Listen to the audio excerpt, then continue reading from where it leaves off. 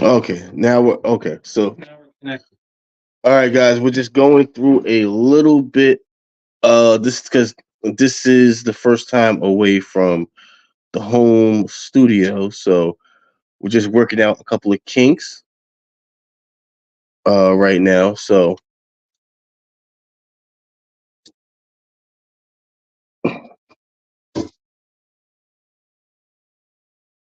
I'm actually at yeah. What's going on, Hugo? Good man, good man. I'm actually here at Rob's house right now. I have a couple of body bottles out, so you Oh yeah, there we go, there we go. Oh, that's not what. That's not Oh, what I we still do. need to put a plug over there for you. Yeah. All right. You're just plugging the power. Yep. That's all. Yeah, and we think we should be good to go. I'm going to stream you right now on the laptop. I mean, your power cable for the computer. You got it plugged in. No, no, no. Okay. Into studio.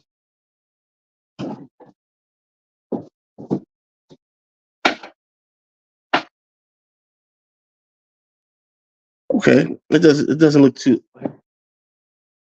perfect. Oh, nice. Yeah, it doesn't look. All right. So let's switch this all over.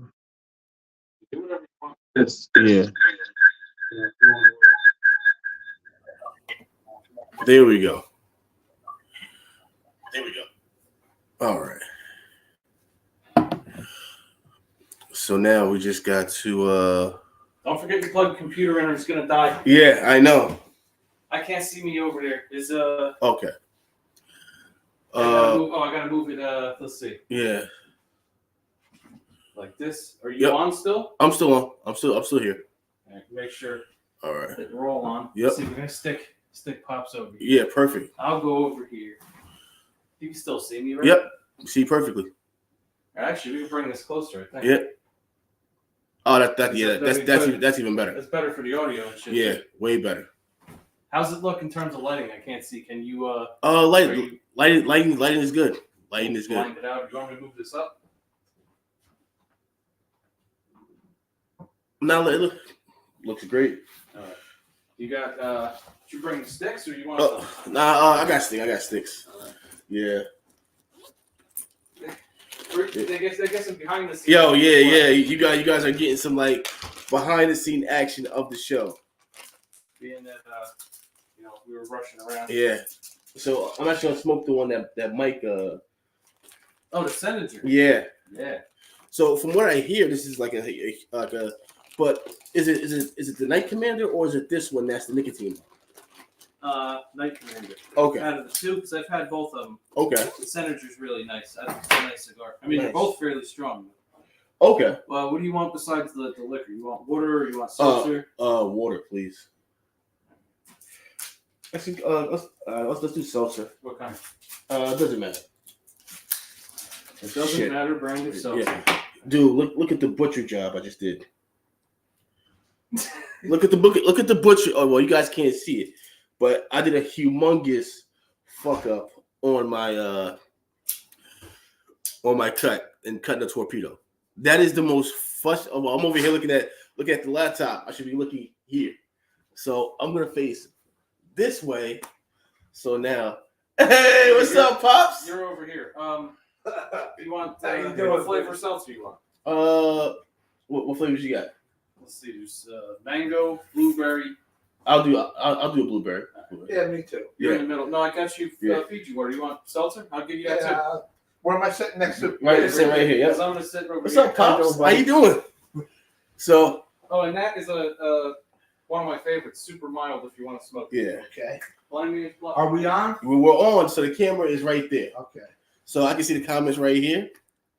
Yeah. So So you got some buddies on already? Yeah. We got some people on already. We got about seven people in the chat We already. would have been on earlier, but somebody got dropped off in the wrong town. Yeah, I got in the Very. very Some Stugatz dropped you off Yeah. in the wrong place. yeah. Wrong town. Doesn't Yeah. surprise me. Yeah. Jerky bastard. Yeah. Don't forget to plug your laptop in. Yo, Rob, you're so fucking right. we're gonna be fucking halfway through the show. Because you know shit'll just die in the middle of it. And Uh-huh. like, well, we ended at 43 minutes. Mhm. Also, let me know if this winds up making too much noise for the Mm. audio. Yep. I gotta complete The process. process. Keep shit smoke free. All right. What are we talking about tonight? Nobody knows. No, yeah, nobody knows, man. It's a Innocent took a bad page out of the live stream that we do with Sun Street times a week, and just this says fuck it. Let's see what happens. yeah. Whatever happens, happens. We just have a conversation. So obviously, you guys know the guy all the way over, my boy Rob. Should I smoke this? What's up? And we have original Rob here. Pops is in the building. Pops. Pops is in the building. Okay, So- here I am. So Pops. Hey, let us know anybody on there if you used to watch the Shooting the Shit, Chatting with Pops show on YouTube. I know somebody's out there to watch. Yeah. We used to do that every week, right? Once a week. Yep. Yeah, for a couple years. Oh. We had a whole lead in and everything. Mhm. The music, it was really cool. Oh, you know, hold up. So they're saying that that we're jumping. So let me just go and turn this up. Balance. Look at the length of this thing. Mode. Wow. Wow. So you're smoking. I figured Innocent's coming over, so it's a special day. We'll do a Exactly. Sorry, number one. You know? Yeah, you smoking the good shit. All right. Yep. Have you even been up here since it's been done? No, I haven't been up here. Oh, I haven't been up here at all since you. Yeah, no. yeah, it's coming along. All right. It's coming along. So Innocent is sparking up his own. Yeah. I do my own Yeah, little he has thing. his own channel. Cool. Big Guilty Cigar Podcast. Yep. on Oh, nice. YouTube. I always yell at him on YouTube. On YouTube. Yep. Nice. Got water. Yep. Got seltzer. Yeah. So. There's a cigar, but I don't know. All right. So yeah. Well, So. if you feel like it later, I already cut it. Lighter's on the table. Yeah. And that's a great cigar. It's Mhm. mild. You're smoking the Senator, right? Mm-hmm. Nice. So, what are we talking about? So we're talking about you, Pops. We're talking about We're Pops. talking about Pops and Pops. The start the music. All right. We're gonna talk about the music, Hold man. on, before we get there, can we talk about? I just randomly found that ashtray in the garage. The one that your cigars on. Are you serious? It brand new in a box. I have no idea where it came from. Wow. It's cool as shit. That middle's Yeah. removable. Because I needed an extra one, being that you were coming up. Yeah. And I was it like, is. where the fuck did this Yeah. come from? It's Exactly. carbon fiber. Anyway, Uh do your thing. I can't be taking over your shit. huh. I'm gonna sit here. I'm gonna sit here and do this a lot. Uh huh. Right. So we're talking about the music. Mm-hmm. What the music that we've done? No, just how'd you start off in music? Like, where'd you get your start? Oh, how I got my start. Uh huh. Well, I mean, truthfully, I've been singing since I could. Yeah, I was just a little tyke, you know. Mm-hmm. And my father would never buy me a guitar initially because I did want a guitar. Okay. And then we moved from the second floor of a house, like we had a house like this, Yeah. smaller, to the first floor, and then he built a room in the basement.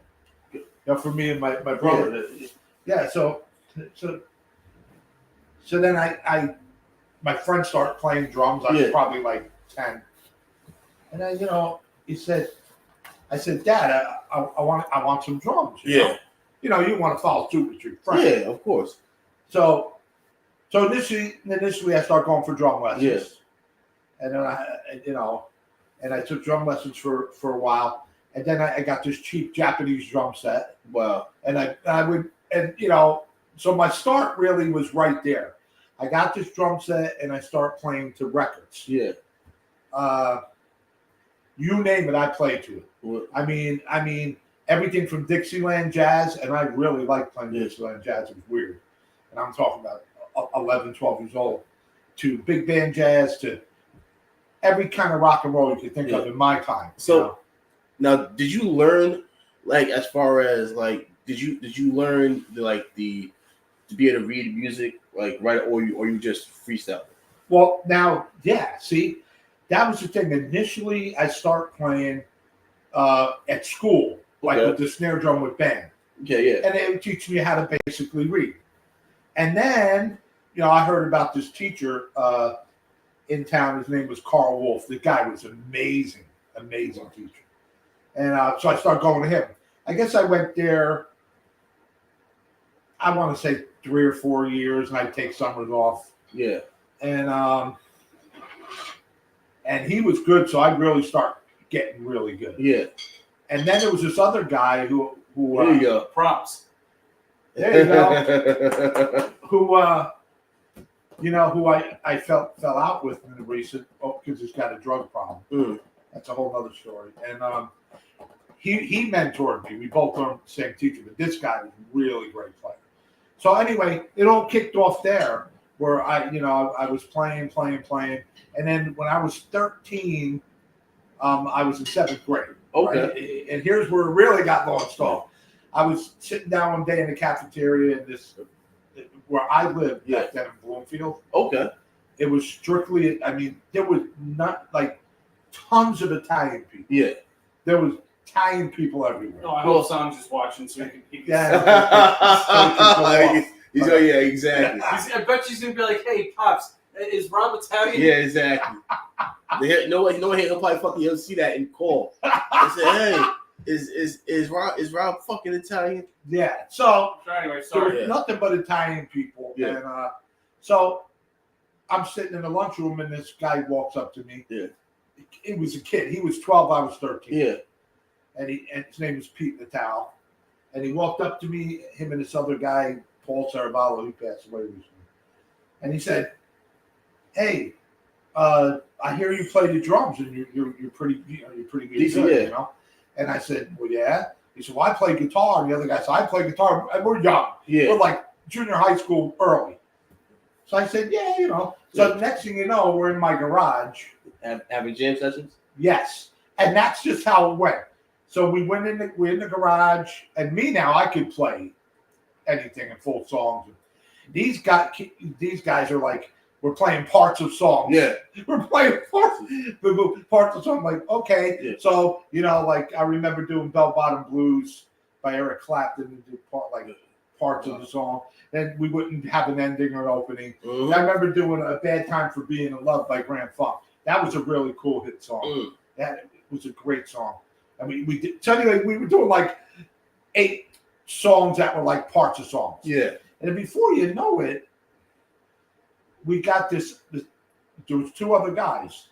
This guy, Jerry Citrullo, all the time. Yeah. Tom Salerno, Pete Natal, Paul Saravallo, Robert Pertolo. Yeah. So They weren't sure if they were going to start a band or Yeah. a mafia. Yeah, exactly. or we were going to whack somebody. Right. Yeah. One or the other. We playing music or we Or going we're to going get to those fucking numbers. kill you. Right? Yeah. So, next thing you know, we got Jared Trullo, who's our singer, and we got this bass player. And the next thing you know, now we're rehearsing and finishing the songs. Yeah. Stairway to Heaven. Oh, well, yep. You know, OGs, Peter Frampton songs at the time, like Baby I Love Your Way, Show Me the Way. Yeah. So the next thing you know, we're doing this, we're playing, blah, blah, blah. And the kids in school, they know about it. Yeah. So we were just a bunch of like sweat hogs. Yeah. In the sense that this group of musicians, Yeah. we were always in trouble in school, especially me. Yeah. And Yep. So I'm getting to where I really launched off and what made me really go. So we went to the principal as a group, as a band, and we were in 9th grade now, early 9th grade. Wow. And we said, what the hell was his name? Nobody's going to know him anyway. Anyway, yeah. Yeah. We said, hey, can we play for the school? Can we play in the auditorium? Yeah. And play? Yeah. We'd like to play for our peers. And so he sat us down, really sat us down and said, tell you what, you ain't playing nothing because you guys, our marks sucked. Yeah. We were always in trouble. He said, but I'm going to make a deal with you. If you guys could pass fucking your schooling stuff, I'll, You make it If happen. you don't set anything on fire in the next 3 weeks. Yeah. we'll let you play for your picture. Yeah. Man, I got all kinds of help. Just girls helped me that, and we all passed. Yeah. So now I got to tell you, the auditorium probably sat about, I want to say somewhere in the 400 or 500, 600. A lot of people. Yeah, like yeah. They had a top, wow. right, a balcony, and I'll tell you, they even told us too. Look, we can't get the whole school in there because there's probably 1,200 kids in the school. Yeah. So you have 2 assemblies. Yeah, 2 assemblies. So got up on that stage, and man, looking out there to see a faces, even at that point when you're 13, it's nerve-wracking. Oh my God, it was the craziest thing, and like we brought the house down. Yeah, so really. Forget it. So the next thing they're screaming encore, more. What? So we did another song. We did like 2 or 3 encores. Yeah, we rehearsed the song, and the principal got up and went, "That's enough. If you don't stop it and settle down, they're not playing tomorrow. They'll never play again." Wow. And they all went back to class, and so we played 2 days in a row. And I remember it was so cool because my father had just bought me a natural wood, all natural wood, Slingerland drum set, and that set today would be like $5,000, and he paid like $700 then, $800. He still got it. I still got it. I still got the kit. I still packed got up down there. Packed up away. Yeah. And so I remember this one teacher, Mr. Marcogiano. See, I remember his name. He came running on the stage. I think it was the end of the second day. He was a science teacher, I think.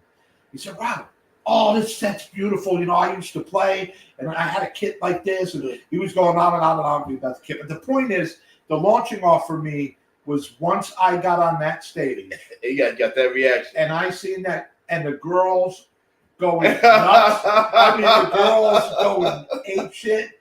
I said, "Hold up, I could do this and get chicks." Exactly. I'm in. I said, "Yep, this is for me, man. Yeah. This is what I want to do."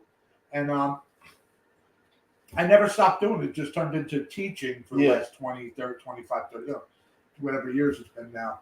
And I mean, it's playing music. If you really have that blood, that in your blood. I don't know how to explain it when they say it's in your blood, but it's in your soul. It's part of you. It's not something that you just go. Because I know so many people have played for you, and then it's like, "Oh, you play anymore?" Nah. I could never hear myself saying that. And even I took a hiatus for a little while before Robert was born. I took a bit of a hiatus. And the apartment we're in right now is where Robbie grew up till he was 3.5, 4 years old. And how did I wind up back up here? and I finally wound up bringing one of my drum sets up here, driving the neighborhood nuts.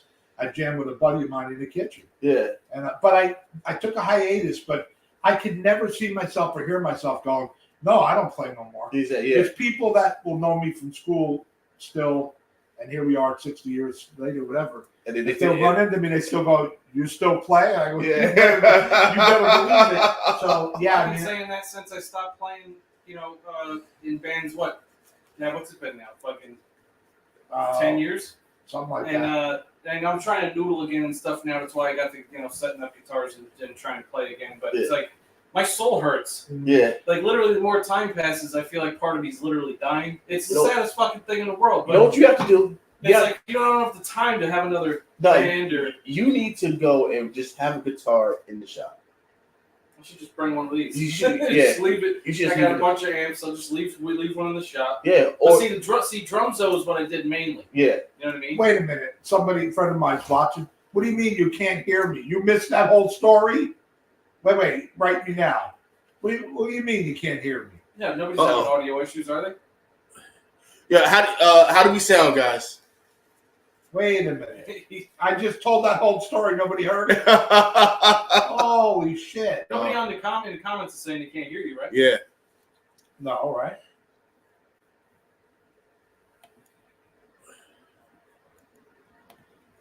You got audio going? Yeah. Well, all right. Okay.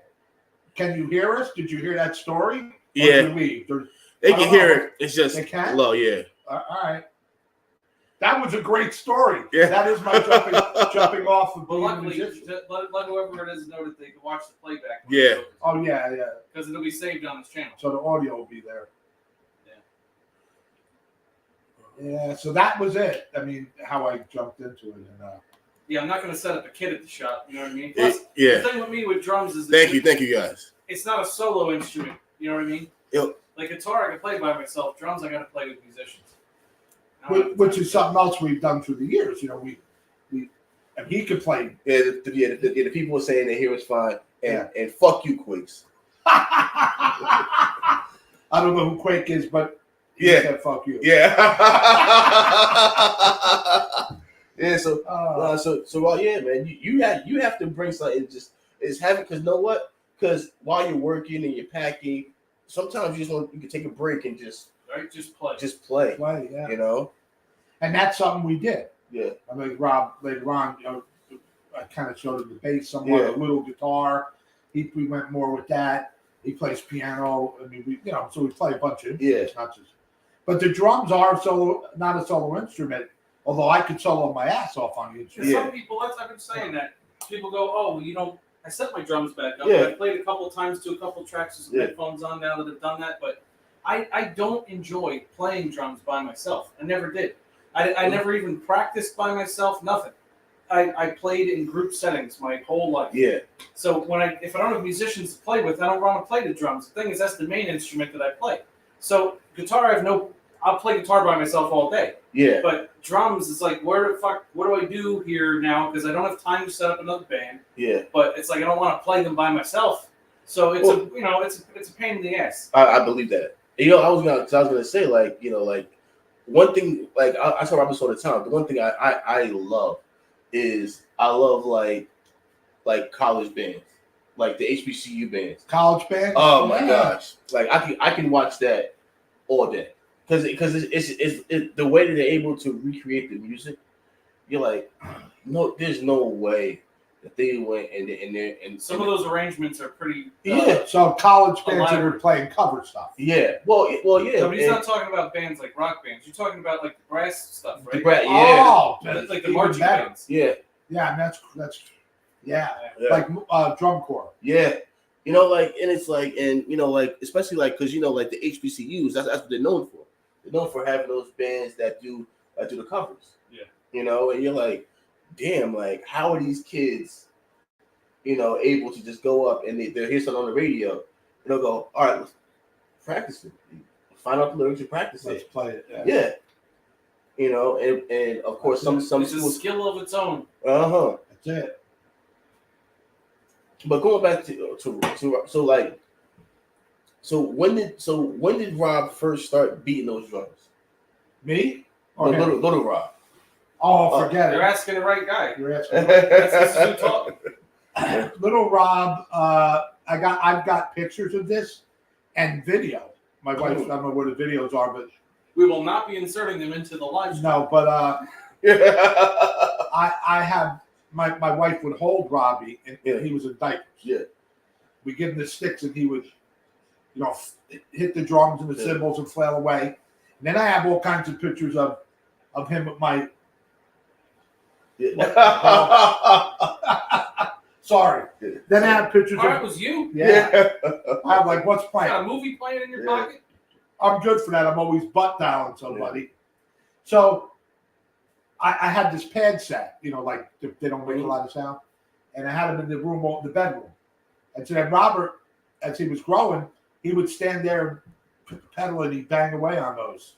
So it was like, he was like right out of the chute almost playing. So it's like, the funny thing about it is, because you have two other kids. And it's like, and you look at them and be like, all right, what's going on with you two? Like, well, here's a funny thing. I taught Robert, period. Yeah. Then Angelo, the youngest one, who's got a lot of talent. He's got the same raw talent as him. Yeah. So young. I taught him for a little while. Yeah. He actually took drum lessons with me. And then he said to me, but he blamed it on me, and it probably was true. Yeah. because he even said this recently.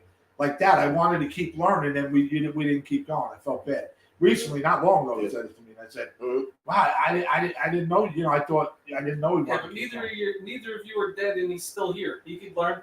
We could still Set learn. up a time. But he said that along with the fact that I had a drum set, I didn't know that I promised him because I'm brain dead at the time.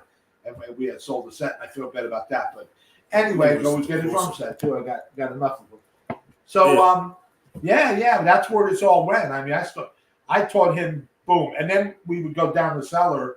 The 2 drum sets still have 2 drum sets, and I would play that back and forth with him and teach him because he wouldn't let me teach him whip up the music. Wow. He didn't want to know about I that. didn't want to learn the No fucking music. He wanted to play, so I would play with him, and I really showed him just.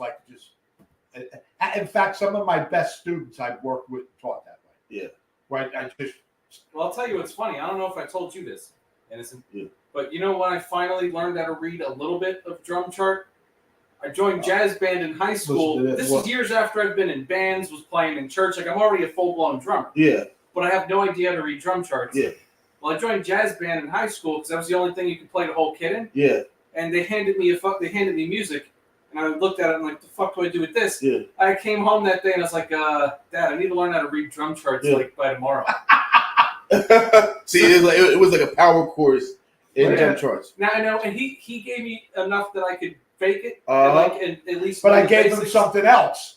We got out the record of the tune. Buddy Richard did it. Yeah. And I let him listen to it, and between that and a little bit of reading. Yeah. So I had enough reading that, like, if they were going to reference something in a measure, I knew where it was. But essentially, I just memorized it from what we listened to and just played it back. So see, that's how good he was, and he faked the teacher out. The teacher never realized it. The whole year I was in jazz band, I thought I could read music. I didn't read. I would flip the pages like.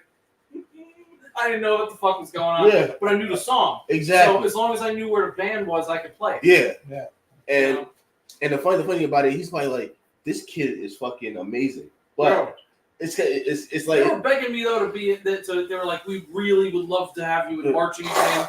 It's like, dude, I'm not putting on one of those fuzzy fucking hats and marching around with a snare drum. I need the whole kit. I was like, if you guys want to pull me around on the whole kit. Then maybe I'll think about the fuzzy hat. I'm like, I'm not doing the fuzzy hat thing. You know, it's like jazz is one of those things, man. And because I was watching St. Paul and the Broken Bones, you know, and what was that you were watching? It's a group. Yeah. Oh, okay. Let me tell you something. You want to talk about a brother that sing with his soul? Yeah. Oh my gosh! Like you would never in a million years think you look at him like, oh, this guy probably just sings regular stuff. Yeah. And he starts singing, you're like, what in the fuck Where did you get that? This? Have you ever checked out Tower of Power? Probably, but not now. Yeah, they were killing. Tower of Power. Check them out. So, actually, well, you know what? Like, cause my channel's not monetized, so YouTube won't fuck with me. So I can actually like play music. You know what's interesting about jazz though, Innocent? Yep. I didn't like hip? Back when I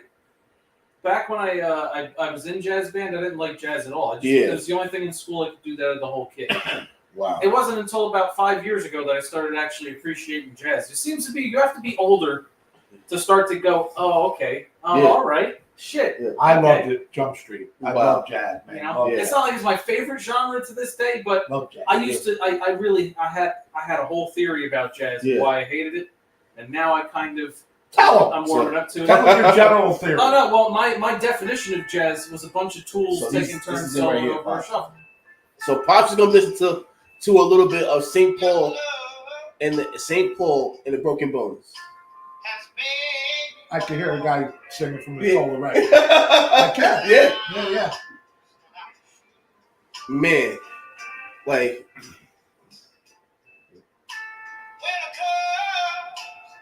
Yeah. This is more like classic R&B. Yeah. Than it is jazz. Yeah. Yeah. I think he's like from Alabama. Yeah, this is more R&B. Oh. Yeah. Got horns in there. That's why I said check out Tower of Power. It's very similar to this. They were wild. Very similar to this. Do they still play? Yeah. They're still around.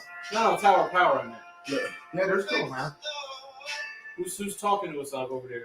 So you know, Good. so so that win asking what are we smoking? So I'm smoking the Synergy.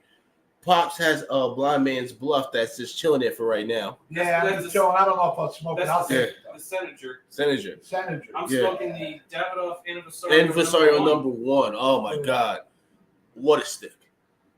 To me, that's like the Tony Soprano stick, but I don't. You say that any time a cigar is longer than 3 inches. And then That's Sans went nuts about that. Yeah, he only smoked it on set.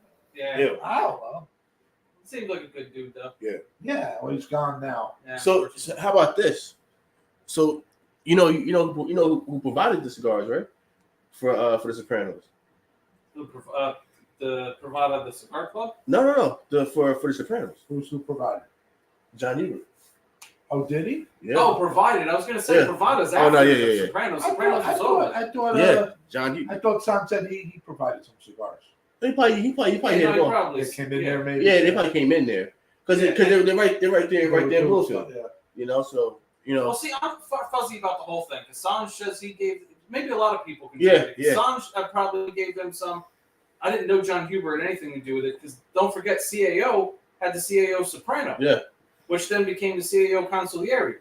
And I'm pretty sure that for a while CAO was also providing cigars to the Soprano. So it could have been a bunch of different brands. So don't quote me on this, but I think John's start was in movies. So he went for movies. You interviewed him. Yeah. You so yes, and so like he started off in movies, and somehow, some way, he found himself in cigars with CAO. Oh, I didn't know he was. Yeah. Oh, wait, now all the pieces are coming together. Because he's friends with Tim. I don't know. He's friends with Tim Osgener. Yes. Who was with CAO. Yep. But, I mean, well, essentially it is CAO originally. Yeah. That's the family.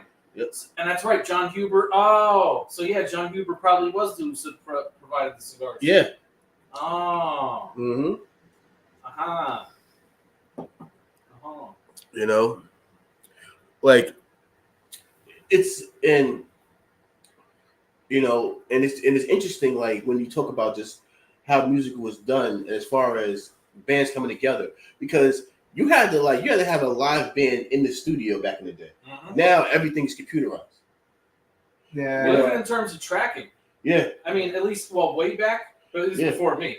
Mm-hmm. Way back, the whole band would record together, and then the vocals would be added. Mm-hmm. As opposed to now, where you can just have one instrument at a time in another country, do 95 fucking takes, send it over, have a guitar player do it in a different studio, send it over, have a bass player do it in another studio. Yeah, it's a different time. It like you guys ever see the James Brown movie? The movie, no. No, I love James Brown though. Oh, the movie was good because it explains like he practiced 24/7. And he would charge guys $1 if they were late. He was an animal before the coke. Yeah. I mean, he was still pretty good. Yeah. But he got a little whacked out. Oh, so they would sit there and practice for 2 hours every day. So he was always rotating people because they're like, I can't deal with this shit. Yeah. You know, because he had one of the baddest bands around. Yeah. Well, the drummers, especially the one guy that he used, played really particular backbeats that you didn't hear anywhere else. Wow. He was the national. Who was his main drummer? But that wasn't Purdy, right? No. Who did Purdy play with? No. I can't remember. He was with more of a blues guy, Purdy. No. Bernard Purdy played with a funk band too at one point, right? Which one though? Wasn't James Brown? I'm not sure. Who the hell was Brown's drummer? I'm driving me nuts. I watched an interview with him last year. Yeah, he's a good player. Ah, fuck. Anyway. For what he did. Oh, you had a question. He wants to know how can I get my hands on Rob's music to play in the background of his reviews? Oh, what, my instrumentals? Oh, yeah. Here's an interesting 12-second story. I don't know. Here's why I'm saying that. I lost about 3/4 of my own instrumentals. Not lost them like forever. They're on a hard drive, and when I got this new computer, I have no clue what drive they're on. See all the hard drives over there? I was trying to find the fucking shit. But anyway, tell them to email me at shouldismokethis. Why am I telling you? Email me at shouldismokethis@gmail.com. And when I find the instrumentals, I'll happily send you some if you want to use them. Yeah. That's a whole different chapter on musical life. Uh-huh. That was when I was doing digital production. But I'm happy to share the music. I gotta find the rest of it though. That's why I've been using the same like 20 instrumentals lately.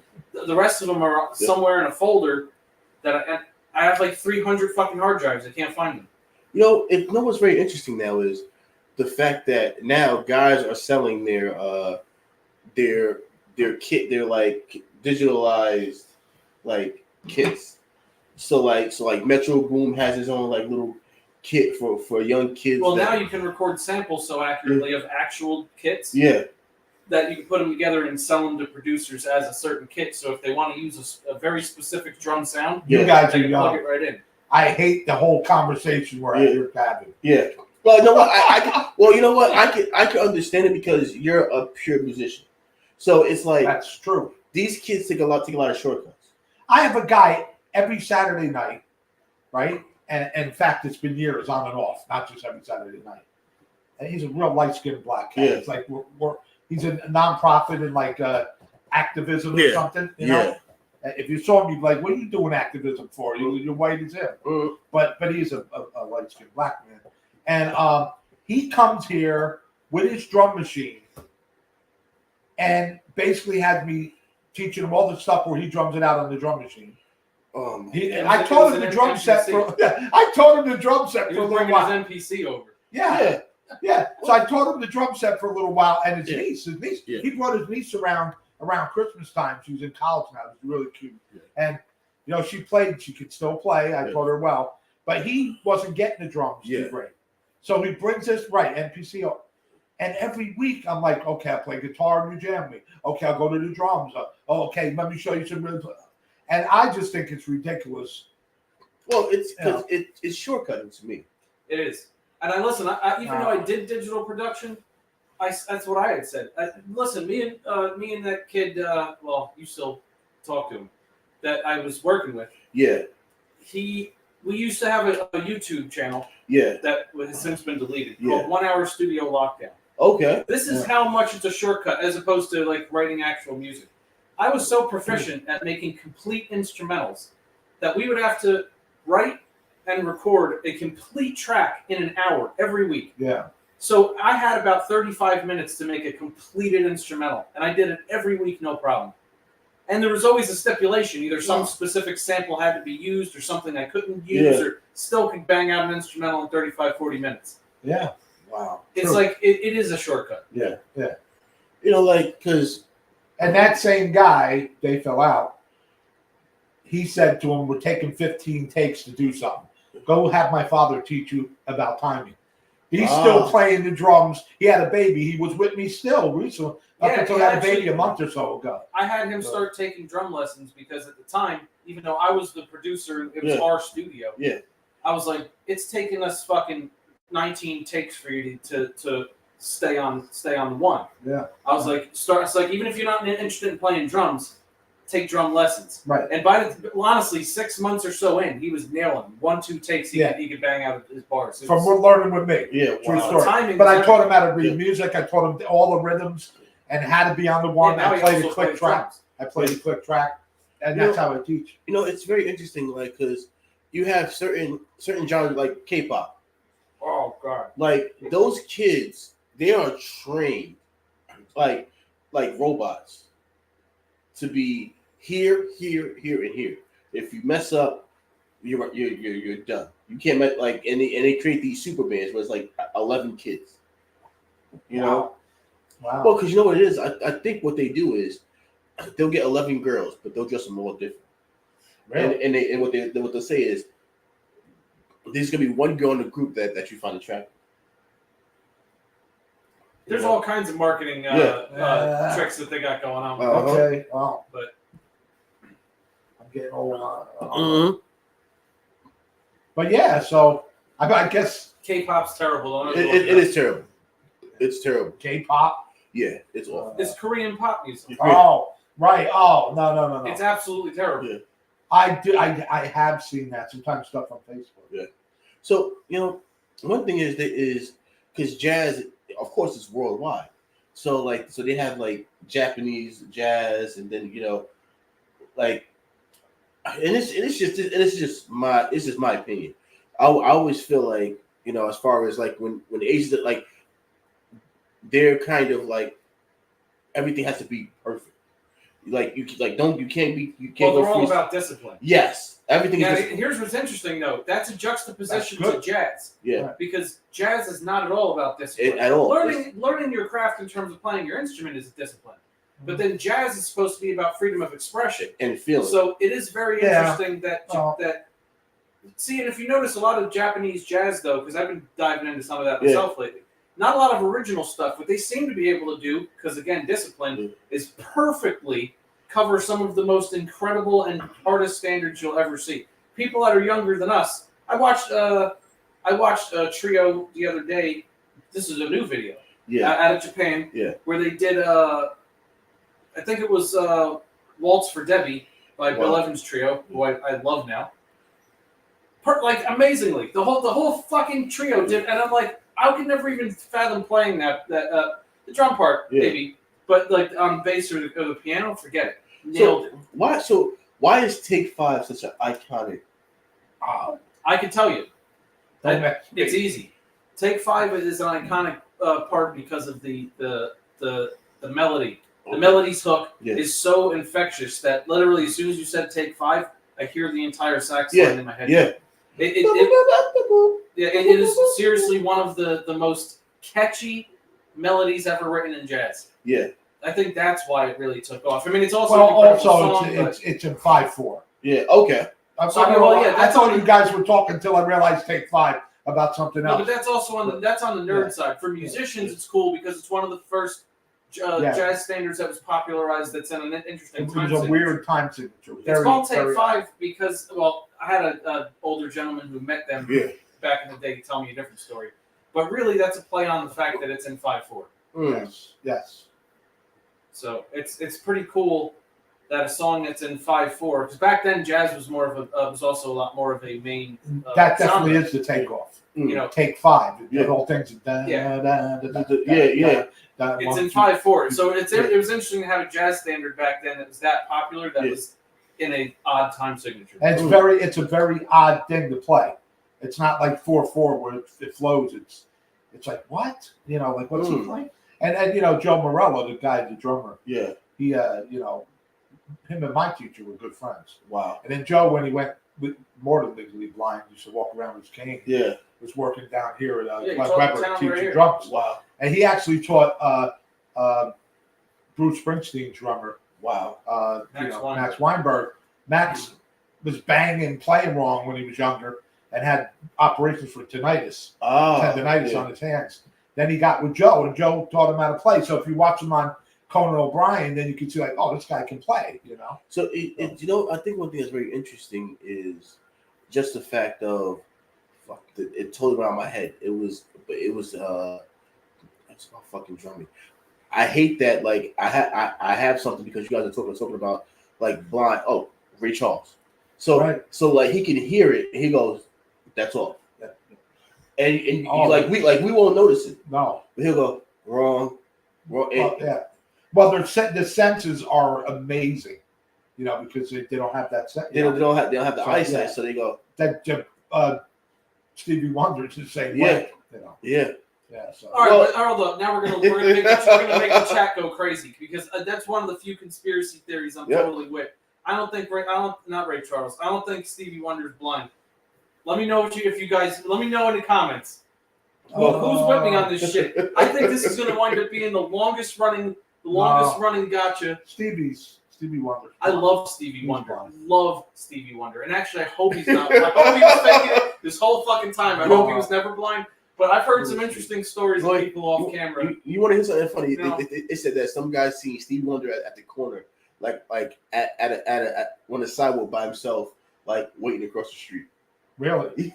There was a guy I saw one story of a guy. It was the guy. It was an interview. Yeah. He said he was in an elevator with Stevie Wonder. He was in there by himself. Stevie Wonder turned and looked at him and said, "Hey," he knew his name. I don't remember what his name was. Yeah. But he turned and looked at him and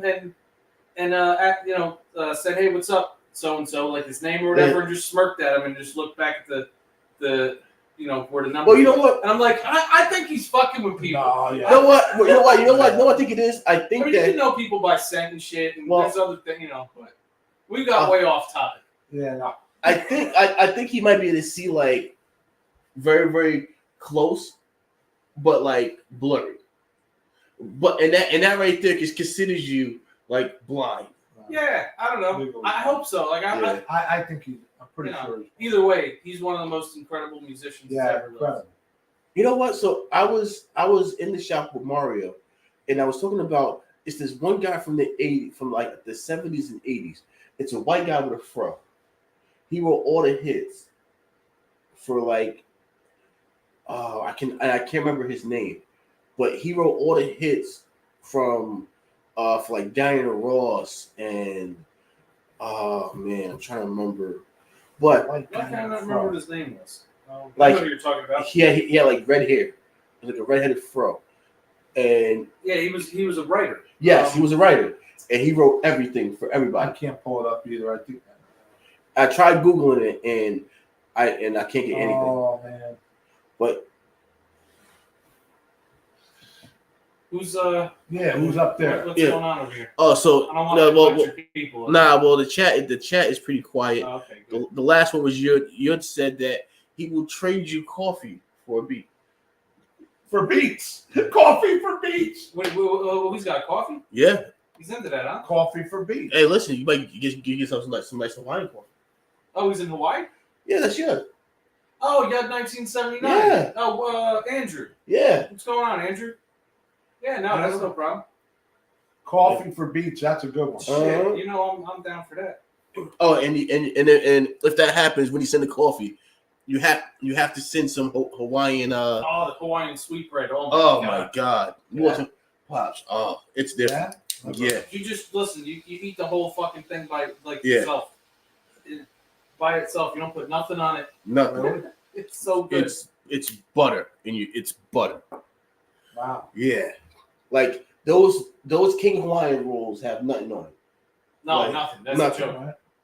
Yeah, no, it's awesome. Hey, you want to know something I realized 5 minutes into this conversation? You gave me a guitar like a year ago. Yeah.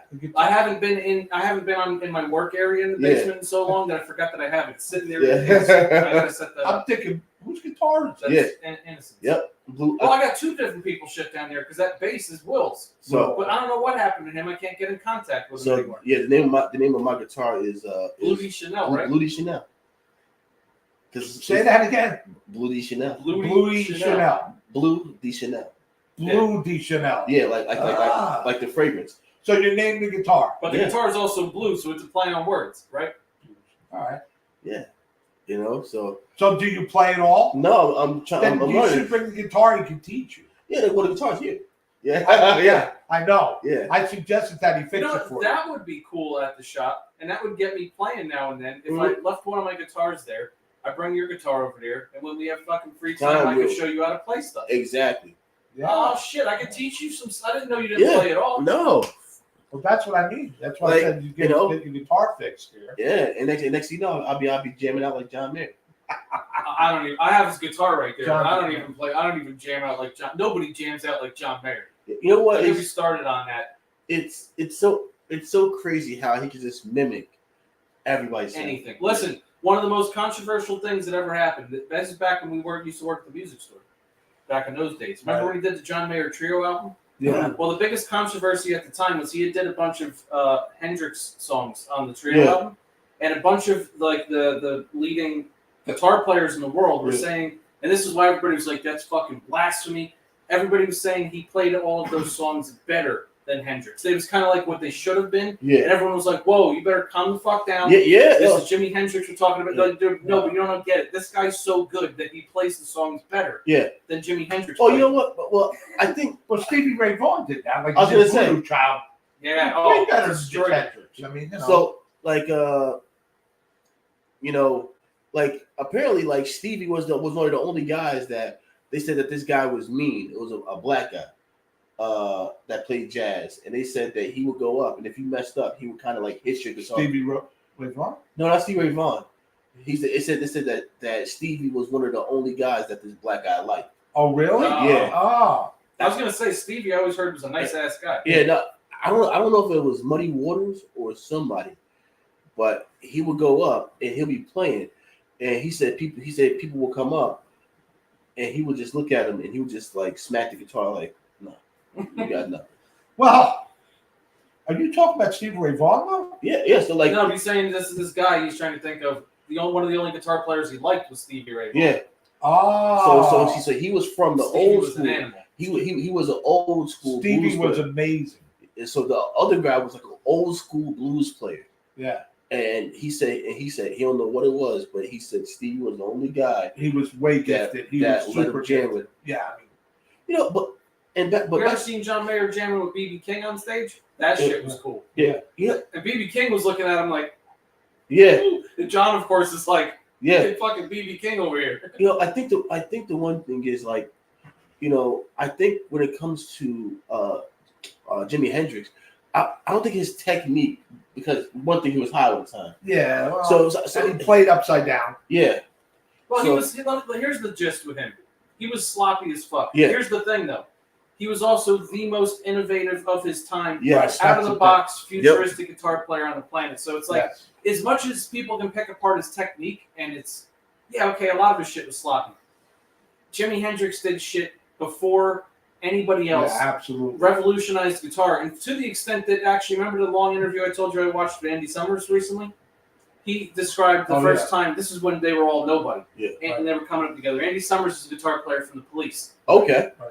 And they were all in London at the same time, and they went in to see this guy from the States, Jimi Hendrix. They're Okay. like, whatever. Yeah. Right. Apparently, him, Eric Clapton, other people were all in there together. Yeah. At the time, they weren't real famous, and they all wanted to fucking quit. They saw this guy play, and they that's were true. like, Jimi Hendrix. And they were like, we've never seen anything like this. Yep. This is fucking insane. Like, we all have goosebumps. Like, Yeah, definitely. they were like, because you never seen nothing like that back Yeah. then. So as much as he might have been, he was sloppy and he played unorthodox and this and that, he also kind of pioneered an entire new chapter to the entire instrument. Well, Yeah. Well, That to this day, kids are trying to emulate. yeah. I mean, it's kind of like he was the Eddie Van Halen of that time. Yeah. The Eddie, now. Like nowadays, I like Gary Clark Jr. Gary But- Clark Jr. is pretty good. But for me, I'm listening about. See, ever since I met Rob, I go more detailed into music, and I'm like he's good, but he does a lot of riffs. Yeah. So everything is like a long, super long riff with him. Yeah. That's the one thing that I was noticing with him. And So he plays more riffs than chords. what do you think, Rob? Yeah, well, he's got his own style. Yeah, and Yeah. Oh. He's good though. I mean, I haven't listened to a lot of his shit. I can't break down his Yeah. I can't put his style in a box because I've Yeah. only listened to a handful of tracks. But he's Okay. good. I don't know. Like see, and me and Rob are gonna totally disagree on this. For me, I think my favorite genre of music is, and Rob's like you're fucking ludicrous. If you say reggaeton, I'm kicking No, the no. computer over. I think the 80s, because the 80s had a mixture. Yeah, everything. you know I'm going It to was- disagree there. It was a strange time, man. Pops It was out playing the 80s, like, live. That's when that was my glory days. Yeah. The So, 80s. Yeah, because like if you go from 80 to 85, there's a certain sound.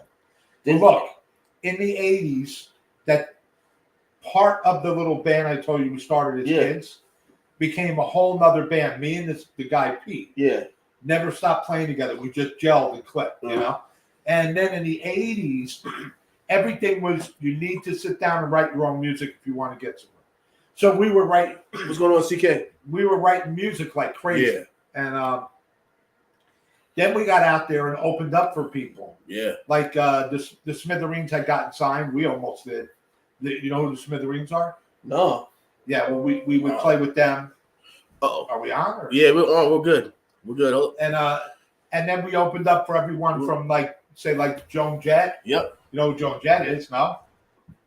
Sadly enough. Oh my! Yeah. The young man doesn't know. But You like Billy motherfucker. Idol, Joan Yo, Jett. I was comfortable, man. I fucking Look, told they you. left the shot. Sorry, Yeah. But that was my heyday, the 80s. And there was a lot of interesting music, you know what I mean? Yeah.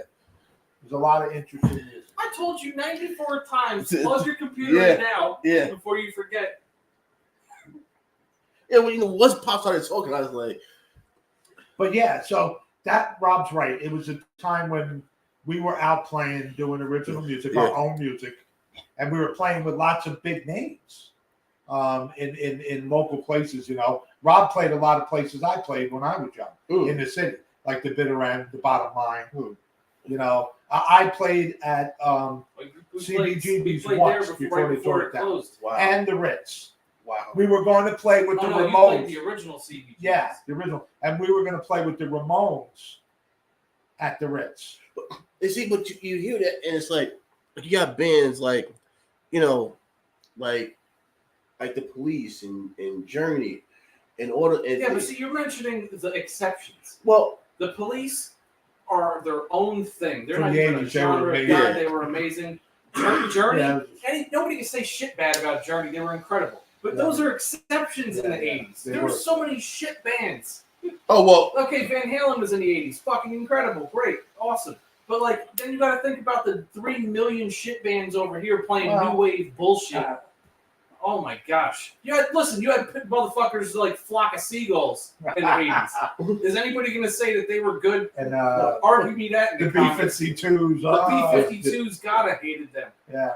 I'm glad I was only alive for 4 years in the 80s, and I don't remember You know, it's because so like they call it like after disco.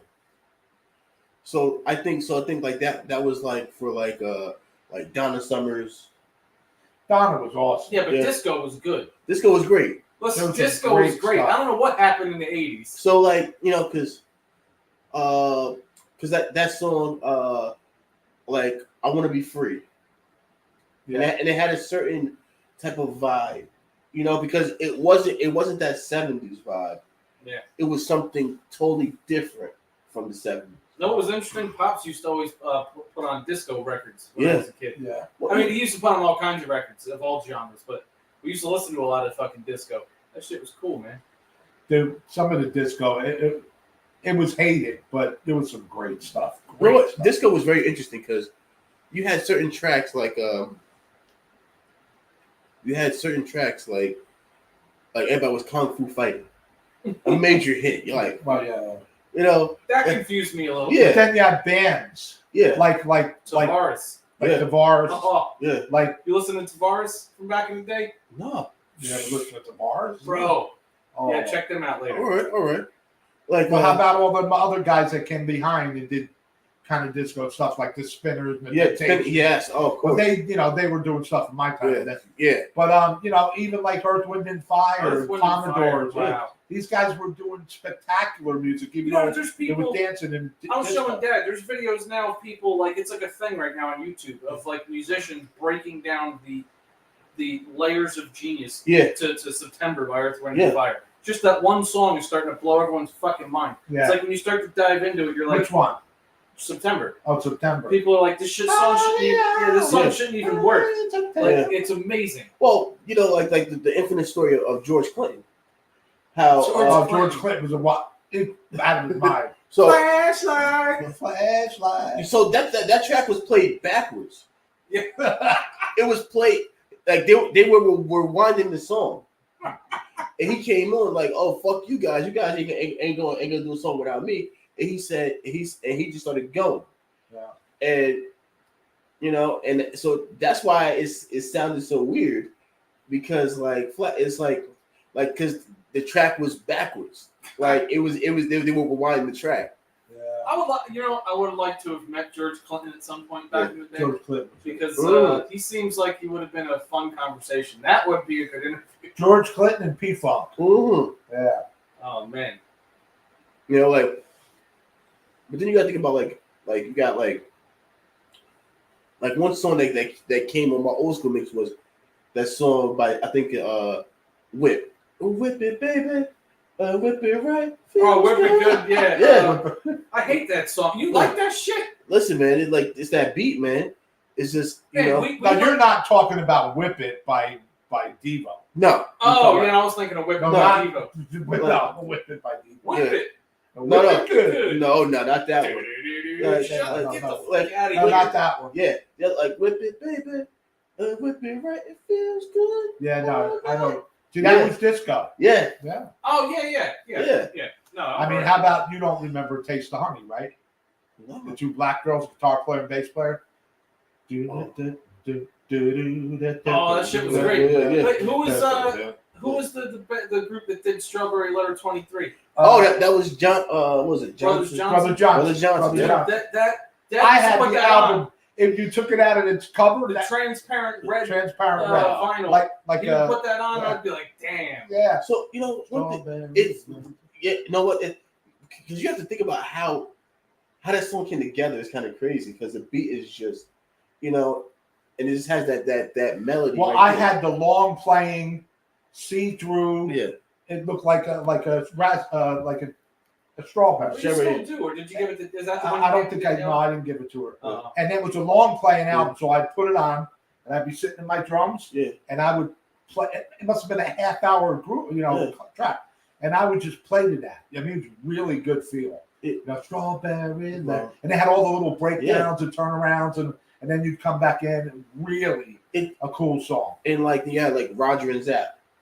Roger and Zapp. The I wanna be your man. Yeah, that Oh, one. yeah. Okay. Computer Love. Okay. And that's when the auto tunes Oh, forget it. started going in music. If you need auto tune, I get out of love- the business. I love though the fact that you fast forward, that the person who perpetuated auto-tune to the point where now it's unfortunately a part of all music was really T-Pain. Yeah. Meanwhile, he can sing his ass Oh off. my We see. didn't know for fucking 15 years. years that this guy can sing his ass off. Meanwhile, he was the asshole that perpetuated Yeah. auto-tune. He Yeah. over auto-tuned everything. Yeah. Meanwhile, comes out years later. Oh For no, what? he can sing. He can really sing. But Well, Pops, it's like I heard him sing the national anthem one time, and everybody goes, did you ever see him do what's it called by fucking War Pig by By Sabbath. Sabbath. He fucking, it was one of the, Ozzy Osbourne actually contacted him, like, on social media. It was like, why did nobody send this to me? This is the best version of War Pig I ever heard. Right. Oh, It's- shit. it's the craziest thing because like you didn't need it, like your voice alone would have killed. Crazy. Anyway, I You know, don't know how the fuck we got to that. What do you think of that Senator? I was like, it's pretty good. Yeah. It's one thing that's crazy is West Coast music to our music because you have bands like Cameo, and they use a lot of auto tunes. I think Roger and Zapp were from the West Coast too, and that West Coast R&B was totally different. Yeah. But this sentence, honestly, Ron, I can't lie to you. Would I pay $30 for this? 33. $32 for this? Nah. $33? Yeah. Yeah, so you're just giving the real truth. No way I'm 33 on this cigar right Well, here. this cigar is 64. 64. Well, what about that? Oh, and this cigar I'd pay 164 Okay. for. All right. It's that good. Honestly, like Don't forget to check out Yeah. Tower of Power. I definitely will. I Yeah. definitely will. Tower of Power. For me, like I love like groups like Motorhead. Because I love Lemmy's voice. Do you? Yeah, All right. like that. Because he's up. He's just Yeah, he always would have the mic stand up here, Yeah. down like that. Because that's the only way he can get his voice, to get that rap. He was interesting. Crazy guys. Yeah. And he'd play his bass distorted and on like 30, Yeah. 35. Well, Very, very interesting player. again, and the advent of listening to that was, for instance, what the heck was his name? The bass player in Schecter in Grand Funk. He was the one that started with the fuzz on his bass on 100, and it was crazy, man. It was Wow. crazy, yeah. It's something to, just like how people just try stuff and they go, can this work? And then it works. You're like, Yeah. holy shit, this actually sounds. Well, I mean, there was bands that's really started all the electronic stuff, Yeah. like Emerson, Lake and Palmer. Mm. Did you ever hear Emerson, Lake and Palmer? No. Forget about it. these guys, and you know, a lot of that music back then was called like college music, like heady music. Yeah. These guys would get, so what you guys would call electronic music or something, they had to have like Moog freaking synthesizers and unplug things, but like the drummer for that band, Carl Palmer, was absolutely an exquisite. I mean, he had like chops of Buddy Rich at times. Like, Wow. just an amazing player. I mean, and then you had Yes. But I wouldn't say, you know, they were like a band that I was like, you know, over the moon about. But again, another band was like, they would call them like college music, educated, heady music. But these guys were fucking great. You know, it's like great. It's I'm just because who was the group? Clearwater. Oh, Clearwater Revival. Right. Yes. Oh yeah, CCR. Clearwater Revival. Yeah. Now they were fucking great. Yeah. But the jerky, what's his name? Oh, really, Rob? Oh He man, hates them. here we go. No. Hate For just that straight ahead rock and roll for what they did, it was great. Yeah. But what's his name would never make up with his brothers and his, you know, in the band, Fogerty. Yeah. It's like, are you fucking serious? Mm-hmm. Never made amends with them. Never made up, and that's sad. Yeah. That's sad. Even at a lot of these people, they go to the Hall of Fame. Yeah. They're like, I'm not getting up playing with them. What the fuck is wrong with you? Exactly. That's nuts. Well, that's like who's the fucking 80-year-old guy who's barely fucking like he's skin and bones. It's not Aerosmith. It's but they hate each other. The drummer and him hate each other.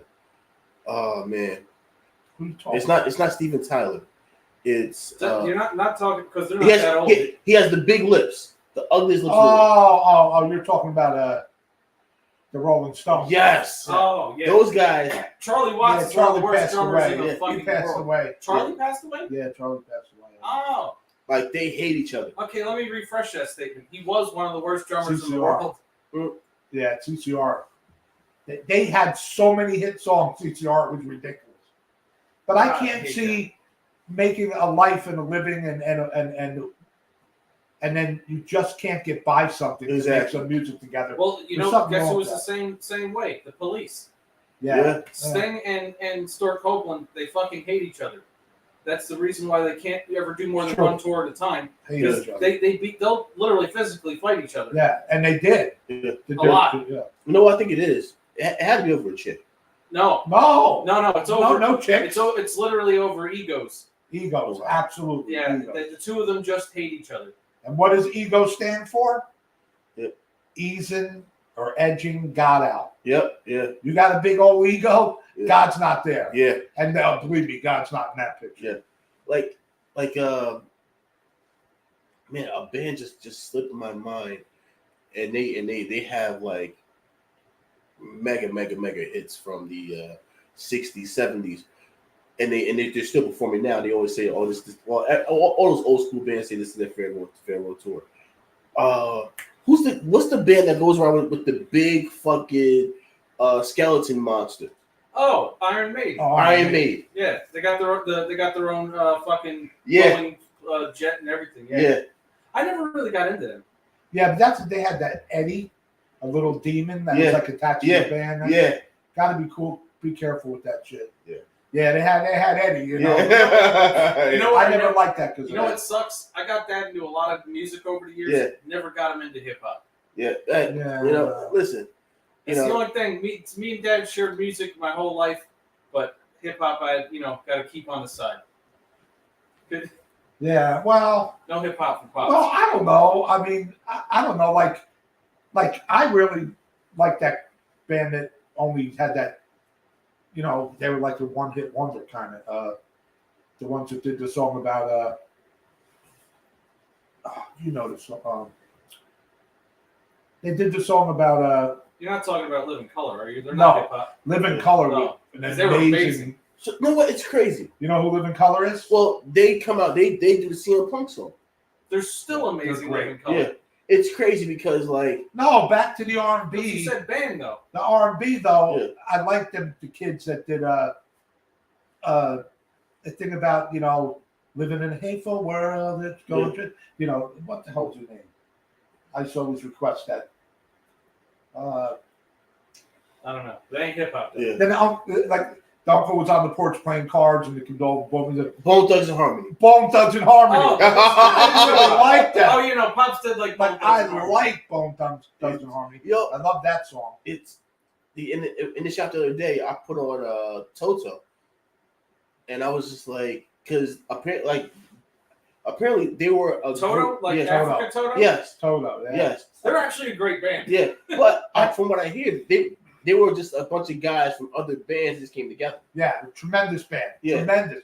The drummer, outlandishly great player, wound up, got poisoned somehow, working in the garden, and went inside and dropped dead. Wow. Never made sense. And he's the one that talked about the studio drummer, I forget his name, that killed his mother. Said it, Wow. something was telling him to kill his mother. Mm. And he actually raved about this other drummer, Mhm. two guys. I can't pull up their names. Started with a W.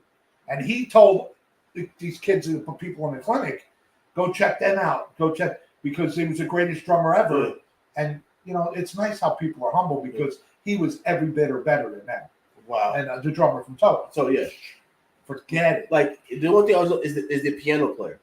The piano player would sit there and he would just all the time. He's like, listen, like you gonna see Great me. players. Yeah. Great. Yeah, the whole band is great. So that was like back and In fact, the only song of theirs I really hate is Africa.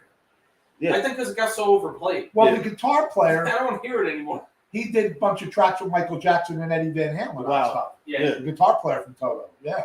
I should know his name. I watch all his interviews.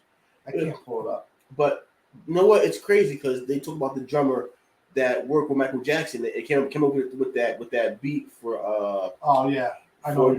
I want to rock with you.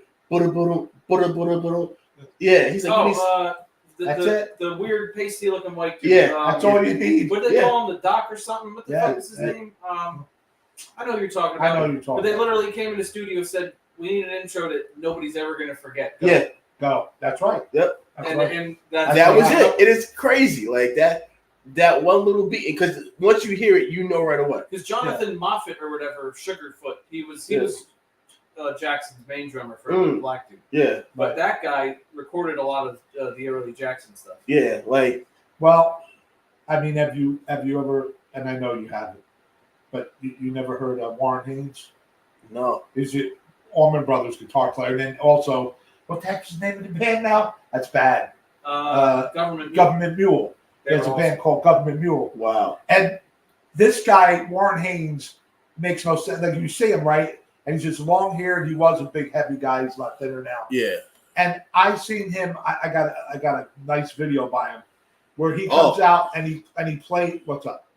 Mike says, Steve Lutheran or Luther. Yeah, the guitar player. Yeah. Steve Lutheran. That's the guy that played with Michael Jackson and Eddie Van Halen. Is that our mic?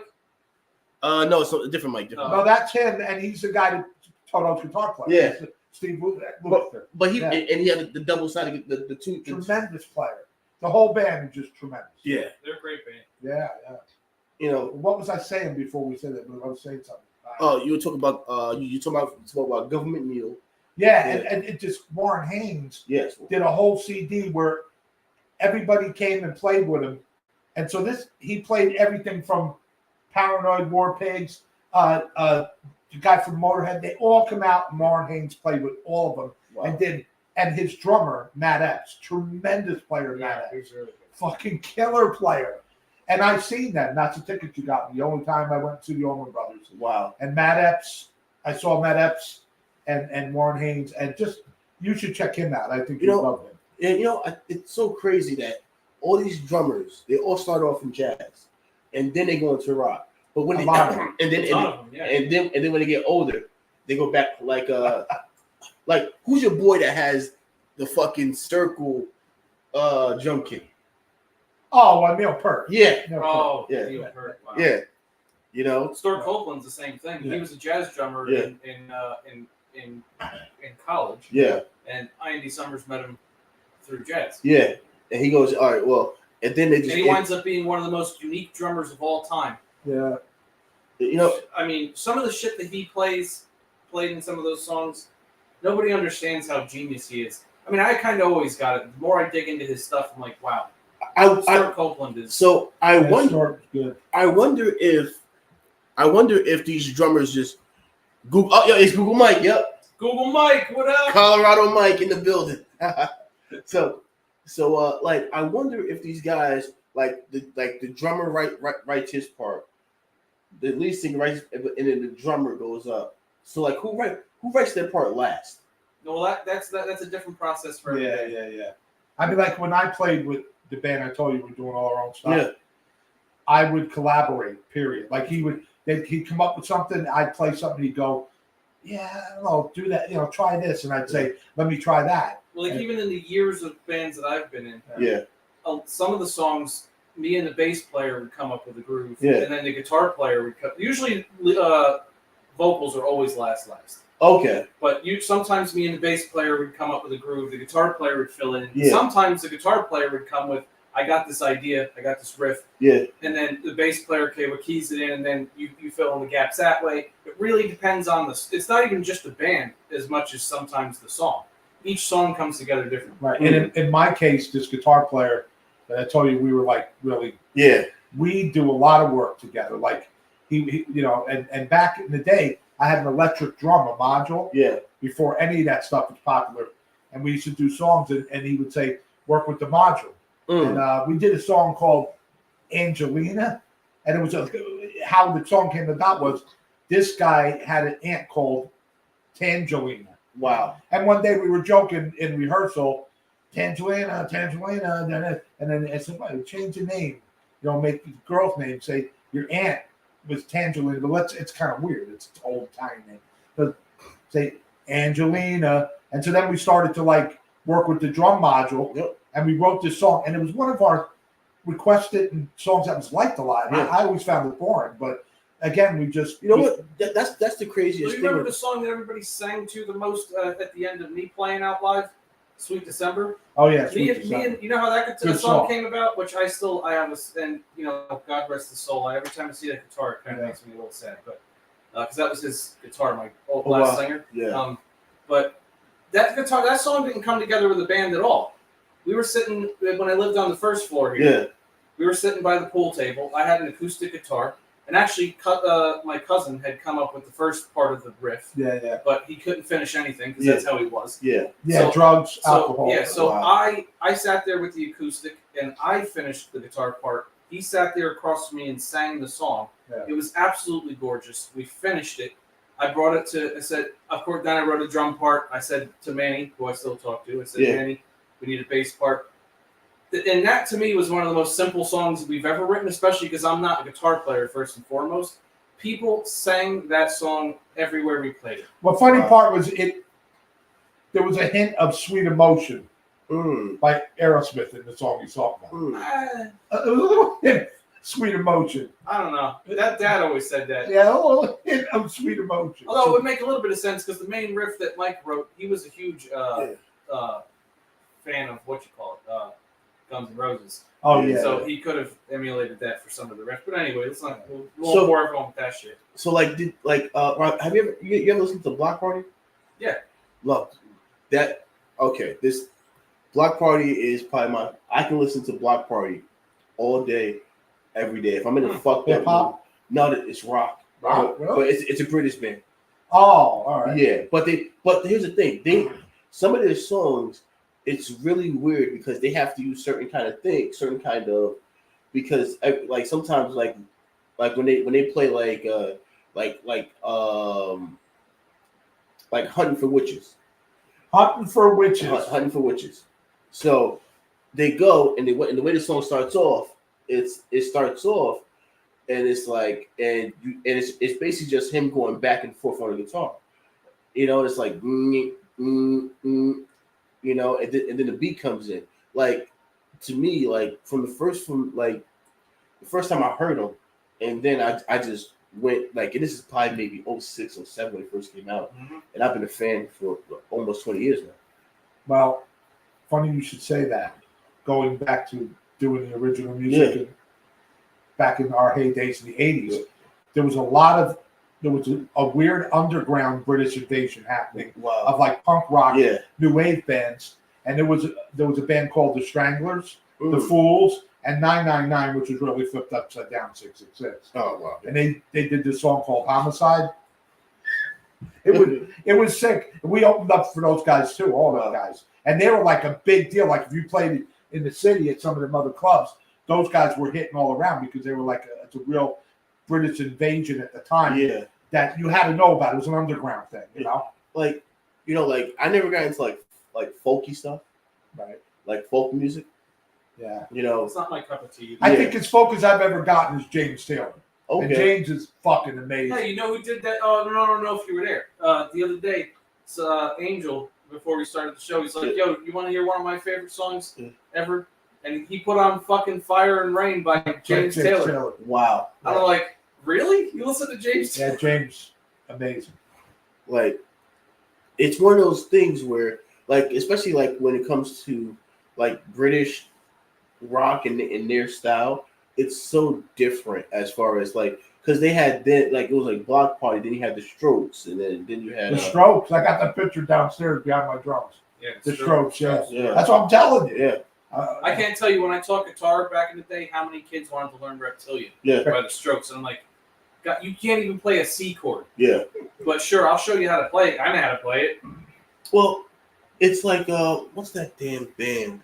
There's a lot of good metal bands from or in the early 2000s from there too. Remember Bullet for My Valentine? Oh yeah. They were Beautiful. fucking awesome. Yeah. They were from the UK. Yeah. You know, but Oh, you want to know one of my favorite bands of all time? And I always say this is sad now. You can't talk to anybody about them because the singer got arrested for being a pedophile. Was fucking Lost Prophets.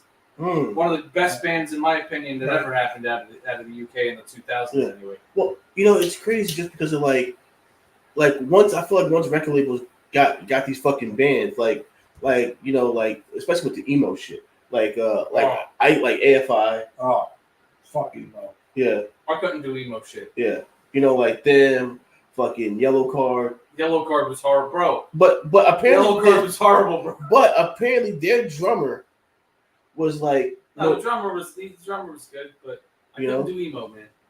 Like, you know, what's the fucking like what's it Kill Switch Unchained. No, Kill Switch Engaged. But yeah. no, they're an American band. Yeah. Sick band. But Yeah. you know. I saw them live many times. Yeah. Yeah, and Howard's back with them now, I think. Yeah, if you haven't listened to Kill Switch, he's a huge black guy. Like when he belts out anything, he could be in fucking Delaware. You hear it here. Well, his voice is so powerful, Howard. So like they went and because the lead singer had throat cancer or something like that, right? He couldn't sing for a while, so they brought Howard. Well, the original singer, he's the one that had throat cancer. Yeah. But he nobody even really knew about the band when he was in there. Oh, okay. When they brought in Howard, they became the big, yeah. Like Howard is amazing. The whole band's great. You know, it's one. It's like music is one of those things that just always just translate because you know like there's Brazilian rock bands that could put that push you like damn, you know. And it's a universal language. It is. I listen to a ton of music still to this day that isn't even in English. I have no fucking idea what anybody's saying, but I still feel it. Mm-hmm. Like it's no question. Music moves you. It's not about the lyrics. It's about the music scientifically, the way those tones and whatnot come together. That it's certain combinations and vibrations and tones that actually smoke away. Don't worry, I do it all the time too. That actually affect the way you feel. Hey, you know what? I would say this. It could be worse. You know, we me and Rob frequent a place that in about if me and him are smoking within 20 minutes, the whole place is yeah. But I'm looking for innocent. Hey, yeah, you over there? Yeah. That's why I don't come around. Yeah, actually, these two things fucking kill it. You're doing a good job. I'll tell you this. I'm going to go one day and just fucking open that thing up. And even if I can eat a little bit, it might just help a little bit. Don't get started on that. Yeah. I'm going to wrap it up tonight, guys. Okay. It was good talking to you. Yeah, of course, Pops. Yeah, guys, man. thank you guys for watching. How many people were on? So our highest number we had I think we had like 14 people. I'll stay with you if you want Yeah, to stay. fuck yeah, hell yeah. I'm not done with my damn cigar. Yeah, I'm exactly. gonna rock, man. Hey, Pops. See you later. Always good talking to you, Keep Pops. that for me. Keep that for me. Yeah. The seltzer was good. Keep the water too. Yeah. Take the water Good with night, you. You're not y'all. going very far. Good night, y'all. Go back and search on YouTube. What the hell is the name? Shooting the shit. Chatting with Pop. Shooting the shit. The channel's Chatting with still Pop. Yeah. The channel's Wow. still there. There's 2 years of me and Rob talking about topics and talk. I mean, if you want to laugh, turn it on. You know what? We You'll got die laughing. to do this like once a month for Pops, man. Right? All right. Well, you want to bring. We got to me hit in, different I'm topics, good. though. You know. Yeah, exactly. Yeah. Yeah, man. You know. Let's talk about some controversial shit. Oh, listen. Yeah, Yeah, no. hey, well, did you hear about the 5 migrants? Well, it was like 12 of them, and they got let off. Yeah, they beat up kicked the shit out of those 2 cops in New York. in New York. They Well, nice, right? like here's the They thing. let them out. See, now we're switching gears. We can't do it now. Yeah. But I what know. the fuck? Yeah, Like- let's do.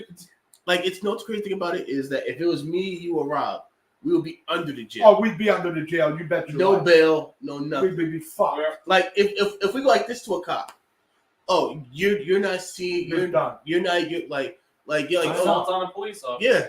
So there's a good topic for Yeah. next time. We Yeah. come up with a good something controversial. Yeah. That's what's happened with chatting with Pops. We remember we did the flat earthers. Oh, Mm. Holy crap! Though you want to go watch that episode. Mm-hmm. All right, see you guys. All right. if we find the channel, like Yeah, we I'll can throw it in. Yeah, in yeah. Thanks Pops. for thinking. Oh, come on. I said about you all the time. Max Rob. All right, brother. All right, take I'll care. see you soon. Yeah. Bring me on. That is I will, fun. I will. We'll have good topics. Yeah. All right, see you later. All right. Alrighty. Yeah, I'll stay on with you for a bit. Let me move this up a little. Yeah. You still in there? Yeah. Oh, Pops is great, man. Shit! Now I can see the screen. Yeah, now you can see the I can move screen. that a little bit more. There we go. Now, yeah. There you go. Oh. Yeah, it's I can't lie, man. It's like honestly to me, the damn now I can't think of the name of the damn it. It's not the OMAC, the new one. The Matako? The Matako. The Matako better than that. You weren't impressed with $33, huh? No. Well, at least Mike bought it. Yeah. No, and Mike, I am truly grateful. Mike's like, fuck you, innocent. But you know what? I would say this, like, I'm grateful because I at least got to try to, because people ask me at the shop all the time, how is this cigar? You know, because Now you know. yeah, because basically I'm an unpaid employee there, so I pretty much fucking I go and everything that comes in I buy it and try it, at least one time. But you know what? It was one thing I would say that was very, very interesting was the Blackworks. It reminds me of a much 10 times better warp cigar. Mm. It reminds me so much better than a warped. Oh Thanks, man. Yeah, it's all right, yo. It's all right. Hey, listen, as a birthday gift, I can always use some Hawaiian candy for a birthday gift. Hey, interesting side note, I forgot to take Innocent's sampler off the site if anybody wants to grab it real quick. Yeah, exactly. Hey, you know I what? don't think there's many left. I think there's what, two, Two. 3, Oh yeah, it's like 3 left. but it's still up there. Yeah. The funny thing is that so Sanj helped me pick out the pack because he had to make sure that he had certain shit in stock, and to certain stuff I wanted to put on it, he was like, "Oh, I don't have enough." Like I wanted to put the Habano Lancero on there, the Illusione. Mm. That's one of my go-tos. It's hard to get some of that stuff though. Yes, It's, that was the problem. yeah. That one, the one from Cavalier, I wanted to put on there, but we didn't have any extra in stock, so we didn't have like 15. We only had what was there. Old Man Pat's supposed to be Uh-huh. this month. I'm very curious to see what he puts in there because I only see him smoke 2 cigars. Yeah, and because So is he going to surprise us, or is it well, going to be 2 5-packs? well, yeah. So Pat likes a lot of mouths. So he likes Perdomo. He smokes the Reds and he smokes the Perdomo Habano, Connecticut. Yes, because he doesn't like heavy stuff. Yeah, So it'll be an easy sampler. Yeah. Well, I hope he remembered to do it. Did he do it? Mm-hmm. Oh, okay. Because we're supposed to announce that tomorrow. Yeah, I'll tell you this: when I get fucking Patty's age, I want to be just as fucking, agile and fucking, youthful as fucking. I've said this 1,000 times. When I'm at the shop, like if you're not there, anytime I need help with something, Pat is the one that helps me. Dude, like he's fucking 70. He'll help me move boxes. Yeah. Remember with the chairs? Yeah. You and Pat helped me fucking build all the chairs in the lounge. Pat built all. Nobody else there did a fucking thing. Pat was there fucking busting his ass with the boxes, and you know what? That's probably why. Okay, Mike said, I'm not a fan. He's not a fan of either. The Senator? Yeah. Like I'm alone on the island with that one. It's not like it's my favorite cigar. Like I'm not gonna sit here and say that it's $33 good, but no, is it? I like it. So is it? So now the other one. What's the other one? Yeah. What's the other cigar that the Night Command? So does that one have more flavor than this one? It's a little bit more full body. Okay, it's pretty much the same thing. It's similar. Well, let's put it like this. It's similar to that the way the Matapa is similar to the Olmec. Okay. So you can tell that they're two different blends, but they're suspiciously similar. Oh well, I always say the Matapa to me is a cleaner. Olmec. Yeah. Yeah. It's like a perfected Olmec. I still like the Olmec better. I don't know, man. That Matapa hits. Because you get that nice almond on the retro,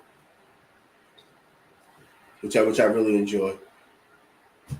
But Foundation's killing it though. It's hard to get that shit back in stock because everybody's trying to get it. Yeah, and that's the one. It's I think the top 5 brand, at least in the store, is Crown Heads, Foundation, Caldwell's killing it, and LFD has his fans. Yeah.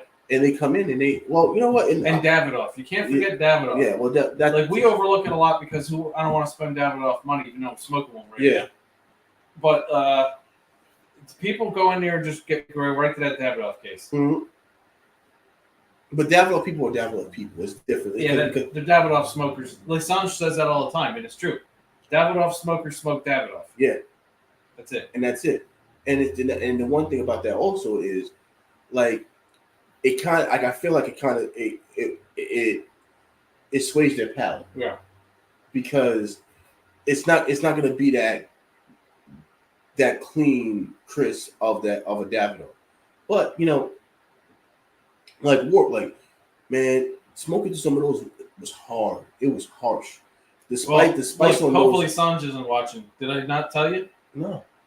No, the Warp shit. Yeah. Did I not tell you ahead of time? But look, you did the right thing. Yeah. Smoke them anyway. Yeah. You got to see what you like, whatever. Well, that's I said to you, it's like go in with caution because these aren't easy to smoke. They aren't. They're but if you like pepper and you like pepper bombs, you'll love them. Yeah.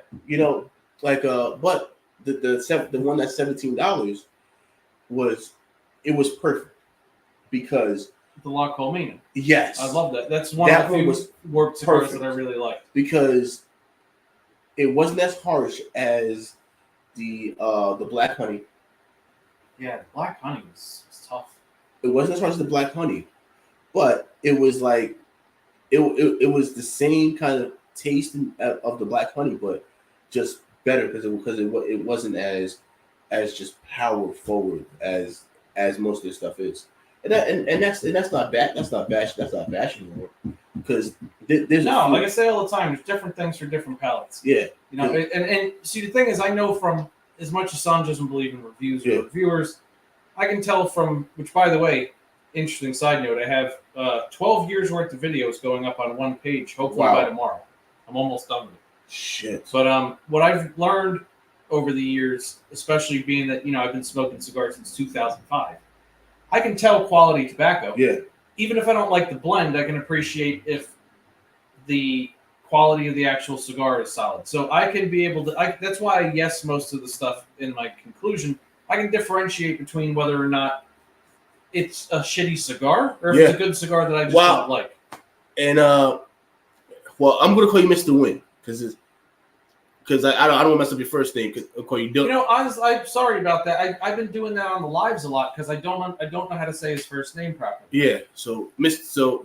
Even though you might be older, young enough, like like the La Comina. That one was actually very, very good. Good cigar. But like he said, he had to cut the grain off. That cigar was really, really good. La Colmena, and I really actually like the Chinchilla. Oh yes, those two are my two work cigars, and then the rest of them for me. But again, they make a good quality product, but you have to like that type of cigar. The one that you reviewed, the one with the red band, Devil's Hand. Devil's Hand. It's interesting. Well, let's see. That was another cigar where I overall had a positive take on it because again, I could tell that it's a good cigar. Yeah. But I don't smoke them anymore. Yeah. But a very unique cigar. Oh, Dwee. Ah, okay, nice. Okay, Dwee. All right. Okay, I gotta remember that for the live streams. Dwee. So here's the funny thing. So anytime I hear the name Win, if you guys watch, sadly enough, fuck them. I'm a big Cowboy fan. So the Cowboys back in the day had a linebacker by the name of Dat Win. Man, and the only problem with him is that he was always injured. But I love Dat Win as a fucking player. Smart, and I think he's one of the only Vietnamese players that ever get into NFL, and he played fucking 10 years. Now he runs. Now he runs all the Chick-fil-A's in DFW. Oh wow! Yeah, making a killing. But and here's the funny thing: the only brand I haven't touched in the shop is Ava, because I've had a couple. But Camacho, I'll still go for Camacho. The broadleaf is actually still really good. Camacho, when Aroa was with them, still was a really solid brand. Yeah. Yep. He says, "Remember him every year." So true. He says, yes. He says, "I remember him every Vietnamese person said that was their cousin." Yeah, he was a banger, man. He was a banger. I have zero. As much as we live in the most diverse place in the country, I have no experience with Vietnamese people other than the Van Dangs. You don't know the Van Dangs, thank God. There was 90 of them living in an apartment at Troy Towers. Yeah. And they caused nothing but problems constantly for other tenants, for me and security, for everything. I had so many fucking problems with them. And I was like, there's no. I literally kept reminding myself, these are the only Vietnamese people I know. Don't try to put together a puzzle piece of this is Vietnamese people. No, it's them. The Van Dangs were terrible. My boy Eric is Vietnamese. And so it's funny because the joke is always that they love the game. Everything has to be you want to make a bet on it? Yeah. I think it's don't ma, which I think it means something. I think it means I don't know what it means. We need some clarification. Yeah. But yeah, they used to be gambling on the balcony till 3-4 in the morning, yelling, throwing bottles over the fucking the balcony. We'd be like, guys, you can't fucking do this. Yeah. Meanwhile, there was no joke. I exaggerated. There was, I think, 10 of them living in an apartment in a 2-bedroom. Yeah. And they all had new BMWs. Yeah, well, that's. I'm like, but I mean, of course, if you split the rent 10 ways, it ain't that bad. So you can drive whatever you want. But think about this: one of them had a 6 Series, one of them had a new 4 Series. I'm like, yo. But you take that money, and you go back to Vietnam. You look like a king, right? You know, you live like a king. You know, like and Vietnamese people are like the few that I've met were super fucking cool. Like Eric is cool as shit, man. That's my guy. You know, even though he has a fucking expensive palate that he doesn't want to admit to, but he I call his palate bougie. And you know who said that fucking shit first? Miguel. Who are we talking about? One of my friends. Like I was on a Discord chat with them, and they were talking about cigars that they like, and Miguel goes, "You motherfuckers is like fucking you guys have bougie palates." You know, because it was like, all right, well, this cigar was amazing. He's like, yeah, but that's a fucking $70 cigar. You know, so I'm shaking my head smoking a cigar that's almost $70, but this is the only splurge that I've purchased. Oh shit, that's awesome. That is awesome. He says no mom means F you in English. Oh, okay. So from now on, like that's all I'm gonna say to Eric every time I see him. Like I'm gonna just say "Don't mind" the whole every 5 seconds. Look at that, we learned a little Vietnamese. Yeah, exactly. Can't go wrong with that. Yeah, you know, like, but like you know, it's crazy because you know, like since we're at the shop, we really don't unless somebody sends us some stuff, or you know, or we're out of town. We really don't venture really out like that. Not too much. You know, like I've had boatloads of Indian food, but that's because of like. Well, not that I'm talking about the cigars. Oh, I thought you meant with like culture stuff. Yeah, no, like with cigars. Yeah, you know, Alpa's food, man, is awesome. I believe. Yeah, I've had it once or twice, and I thoroughly enjoyed it. But you know, like. No, with cigars, we're kind of in our own bubble over there. Yeah. And we're kind of spoiled, though, because he carries so much. Yeah. That there aren't a lot of pieces missing outside of, like, the general cigar shit. Yeah. Like, he doesn't carry any of that stuff. But, like, in terms of the boutique brands, he's got so much there that it's kind of like, well, why venture out? Exactly. There's so much here that it's going to take years to smoke it. And by the time you smoke it all, he carries fucking 90 new things. Exactly. So it's like, you know, I'll just stick with what's here. Yeah. I've been lucky enough because of the review channel that a lot of other people send stuff that Sanj doesn't have, and I get to try that too. Exactly, yeah. But outside of whatever somebody sends for a review or whatever's in that shop, I generally don't bother with it. You know, what did I have that was actually Definition cigars. So you told me about that. The one that had like the Velcro. Yes. I haven't had that. And I've been trying to fucking, just nudge time to, give him a try. Maybe you might be able to bring him in. No, he doesn't. Listen, it's got to be his idea. I've suggested a lot of brands. Yeah. What's up, John? John, what's up? Yeah, he said they love to flex. Yeah. Well, I think that's all Asian culture, man. You guys love to.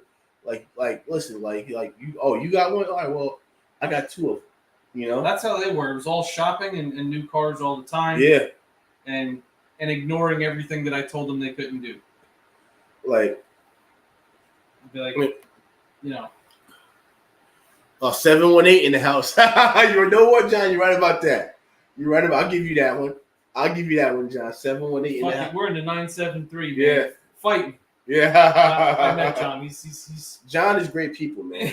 John, what's amazing is just since we started the lives, just so many people. It's so weird how many people are just turning up now. Exactly. But the lives, not this, the live. If you guys watch the ones that we do 3 times a week at the shop, is turning into its own fucking weird thing now. Because people come, they're like, oh well, we watch you guys on Instagram. We watch you guys on the live. Yeah. It's like. And they go, and you came all the way over here? Yeah, like you drove 4 hours just to hang and have a cigar with us. Oh, weird. Google Mike is becoming a staple. This is fucking great. He's on like half the lives now. Listen, he comes, he has a good time, gets out the house. We're all encouraging him now. We're like, Angel told him the other day, you're part of the show now. Exactly. You better show up. Yeah, but the show is, and it's only a year old, so just imagine how it's gonna be. Not even a year old. Yeah. Because we started that months after the site started. Yeah. The site's only a year old now.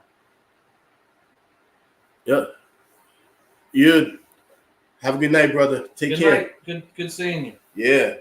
And just people, and like people like homeboy drove up from Virginia, drove 6 hours. That's weird. People come down from Rod. I know what, like we gotta get Bobby to come down one day.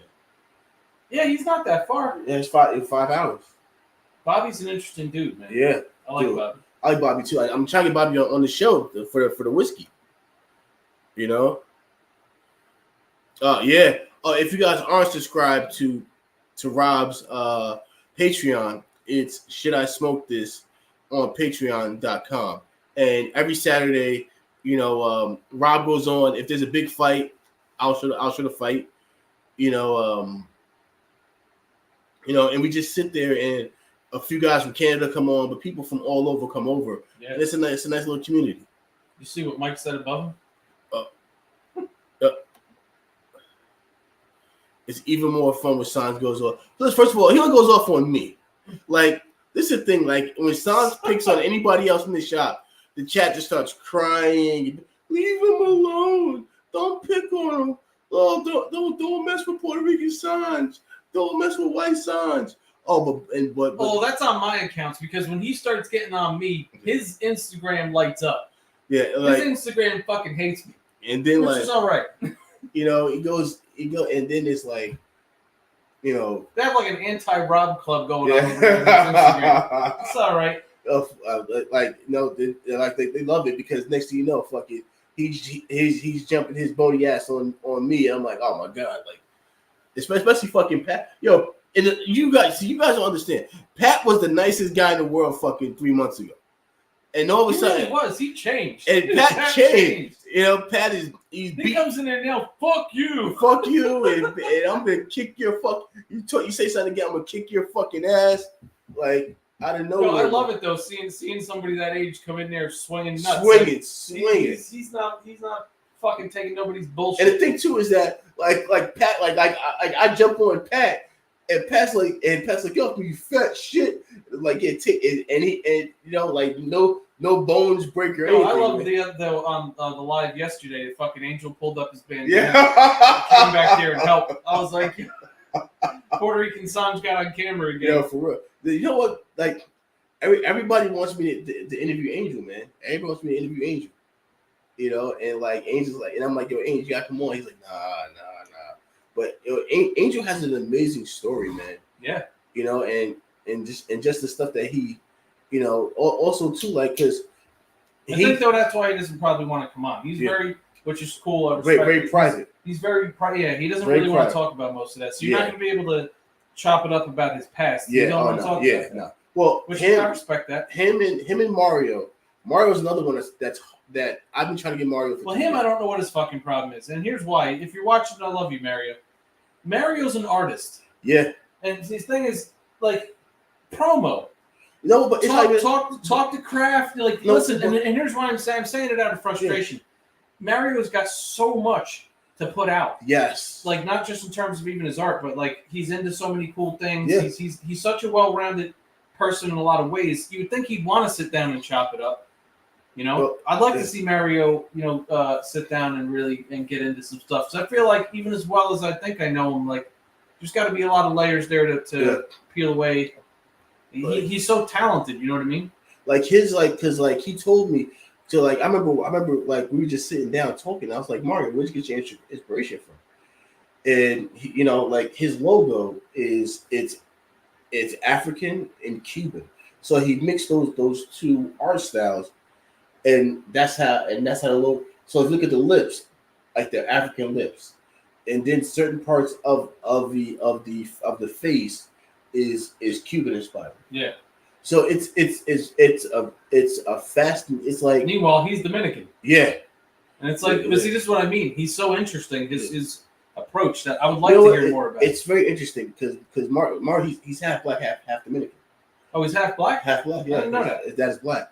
So like, and I'm like, damn, and he speaks Spanish, and I'm like, damn, Like I could have. I thought he was just Dominican. Yeah, because my son is half Dominican, and I'm like, see, innocent, fucked up, and you can't fucking you can't speak one word of fucking Spanish, you know. He says, about the like porn star. Yeah. Oh, so if it's porn stars, I would be fucking chubby. What was the chub? The fucking one that fucks up everything and just gets conned all the time. You know, like. That whole shop could be a show. Oh, listen, we didn't fucking ruin Father Time. That was deep inside Pat. No, listen, it wasn't me. Because let me tell you something. Interesting thing with me and Pat behind the scenes. Pat don't talk to me at all.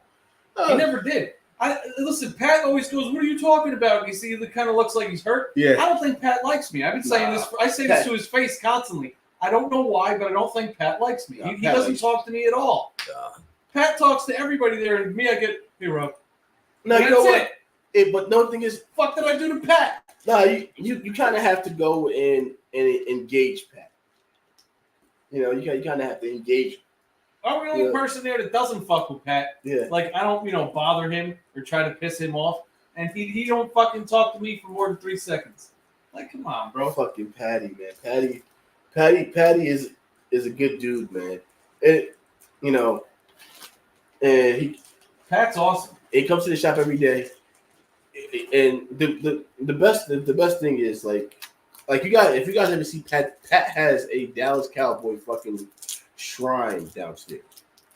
Like in his basement. You ever see pictures of his basement? No. His whole basement is just Dallas Cowboy memorabilia. Wow. He's a bigger fan than I am. And now I'm on Pat's level where it's like I don't care. It doesn't matter anymore. Like my dad gave up. My dad gave up like 5 years ago. He go, I can't watch it no more. I can't deal with it. Can't go through all the heartbreak. He can't. But here's a funny fucking thing. Like when the Yankees are winning, he'll ask and he'll go and like if they're doing good, he's like, yeah, those my guys, those my boys. The second they fuck up, he's like, oh. That's being a fair weather fan now. Oh, the biggest. That's interesting because you reviewed this one and you said this one is better than the. That one's sticking too? Yeah. Hold up, let me see this shit. You hitting the wrong side. Were you pressing this side? Yeah, no. Oh. No,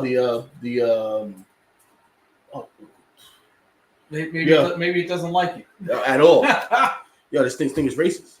Yeah, it's black, but it don't like black people. Exactly.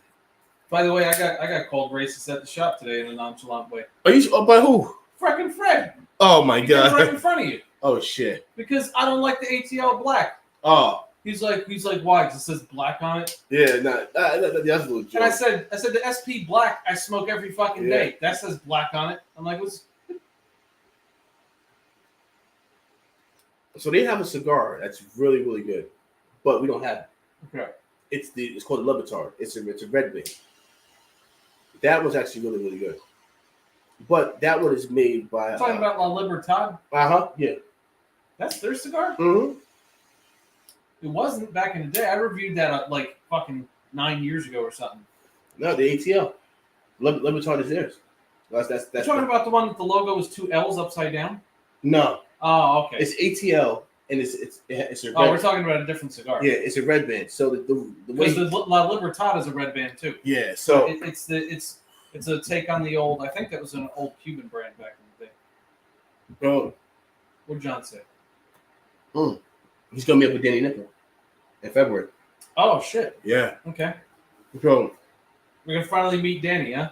Danny's one of the most active, not at the shop people that we got. Danny's the best, man. I love Danny. So before Danny got on the live, I met Danny through Ash Porter. So I'm actually going to talk to Jason about getting Sanj in their magazine next for the next issue, because I think last issue they had Luciano in their issue, and so I'm gonna talk to them and see if they wouldn't mind interviewing Sanj and getting him in there. What'd you light up now? This is just a regular industry killer. Oh, The original. I don't even have any of those left. Mm. By the way, one of those two winners did not email me. The same old shit. So, well, I sent them a message. Nothing. yeah, Crickets. so you know the craziest, the funny thing about it is the fact that especially with the winners, it's like, oh, I want cigars. Oh, fuck that, hell yeah, like ship them. But they'll email you 2 months later like I won.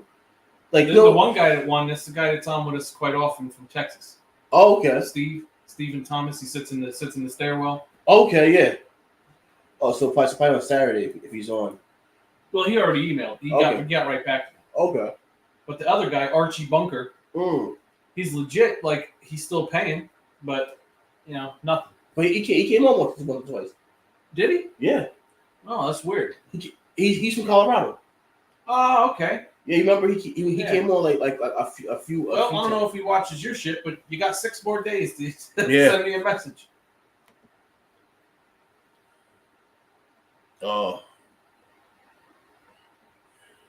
he says I wanted he wanted one of those long-lived queens. Like Colo is very interesting because he came to the shop and he's super cool. He Bobby Caldwell. Yeah. He doesn't like like one thing about cigar like brand owners, they don't like talking fucking cigars.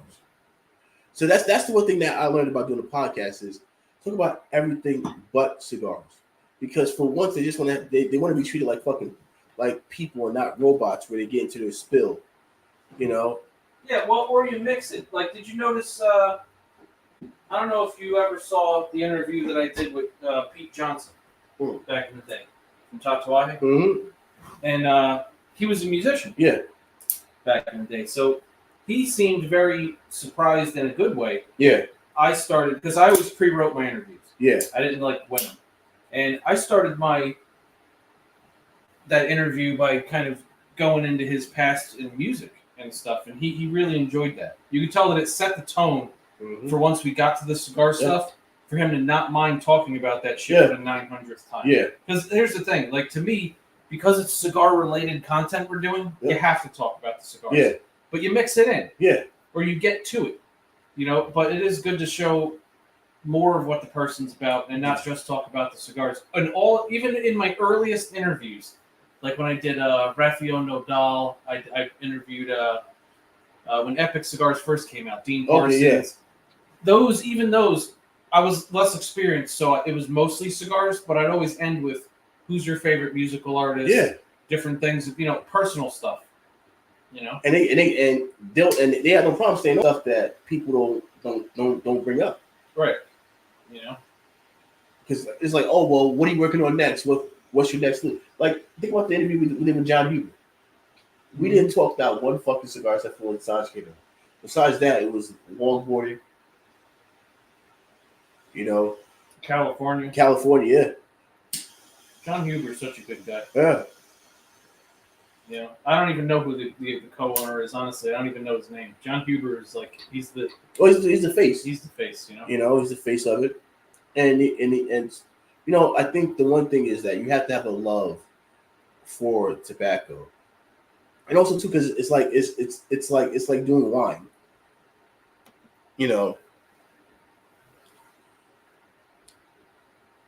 Oh, it says that was a sick giveaway. The box of the Queens and the SP Blacks.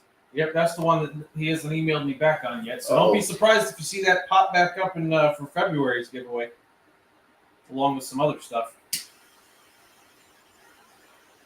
Well, or just other stuff, because you stare at the long-lived the Queens long enough, the Lanceros, and you're like, I might just smoke those. I fucking bought them. Well, I've done that with plenty of giveaways. Sometimes somebody doesn't answer me, and I know I'll just buy other stuff anyway. And if it's something that I like, I'll just smoke it. I bought it. Might as well smoke it. You got a nice little book collection here, man. Yeah. I look illiterate, but I read. No, well, like That Schwarzenegger book is big. Yeah, there was a lot of great nuggets in there from back when I was actually in shape. Wow. Because I mean, he's the best that ever did it. Yeah. So Arnold was the best, and then probably below him, I would probably put Ronnie, and then after Ronnie, I would my top 5 favorite people were of course Arnold, Lee Haney. I loved Dorian Yates. And there was another guy who had massive fucking quads. Blonde head guy. I can't remember his name, but he went crazy. He was Gunther. Yeah. Yeah, he was 310 pounds at his peak. Yeah. Just I was never a big Jay Cutler fan. Me either. But I still am not. I don't like Jay, but that's a whole nother. He kind of annoys me. It's kind of like with Strongman. I've been following Strongman my whole life. I can't stand Brian Shaw. Really? He's a fucking crybaby. He's always whining. He's one of the biggest, strongest people on the planet. Dude, he's like 6'9". He's so fucking annoying. I follow Eddie Hall. Yeah, Eddie Hall to this day. The only blemish on his record was talking shit for months about kicking the shit out of Thor and then never fucking using his right hand. Yeah. But because I was rooting for him, that was a shame that fucking fight. Because I think he could have kicked the shit out of him, but. John says he's waiting for a Skip Martin interview. Yeah. It's never happened. If somebody wants to set up a Skip Martin fight, no, I'm over that shit. But but he started with Davidoff, right? Skip? Yeah, because I know. I can't imagine him being with Davidoff. I don't know though. Because like Illusion what because not Illusion fucking Romacraft. Like that, like he came from somewhere to get to a Romacraft. I don't know, it's him and Mike Rosales are Romacraft. I don't know where he's from. I just know he's got a big mouth and doesn't like me for no reason. Oh, that's where Garbage Pallet came. Yeah. I'm gonna start throwing that intro back in my videos. Remember I used to put that in my videos? Yeah. The clip of him bad mouthing me on the Cigar Coop podcast. Yeah. I'm gonna throw that back in. It like all these guys, they all watch from the clouds, which is kind of interesting. Mm-hmm. They all watch from the clouds, so. Or they'll before they come on, they'll watch a little bit just to see what the person is like. I'll never understand where that came from. He never explained it. All he did after that was attack all my fans who never bought Romacraft cigars again. Way to go, buddy. It's fuck. Well, I totally forgot what I was gonna I have these things and then fucking they just go away for a second. But what is it here, John?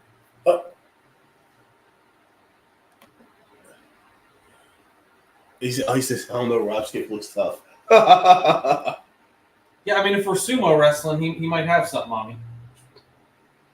It's like the guy from Asylum inhales his cigars. What? Yeah. I can't even. I don't even want to get into that. Like that, I'm like, that's crazy. What fuck kind of because they fuckery is that? And they're big cigars. Like those big fucking. But every week, man, people come in and they fucking eat those shits up. This is the biggest cigar I'll fuck with. This is the Elway Wednesday Macho Raton. But this because it's an interesting. It's a perfecto. Yeah. But technically, at its largest, it's 58 or 60. But. It's crazy. I haven't smoked that one yet, so I'll probably pick it up tomorrow. Yeah, it's like we talk about a lot. The Vitola does matter in terms of how the blend comes across. So this does not taste like the regular Elway Wednesday. Okay. It is definitely a different smoking experience.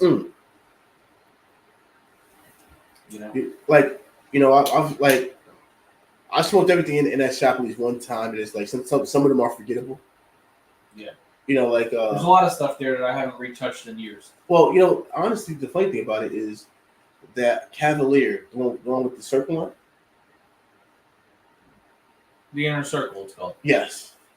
So the blue and the red, I was just like, okay, but it was forgettable. Yeah. It wasn't nothing. I was like, okay. this is something that I can add to my. Sanj loves that cigar, which again, different palates. Yeah.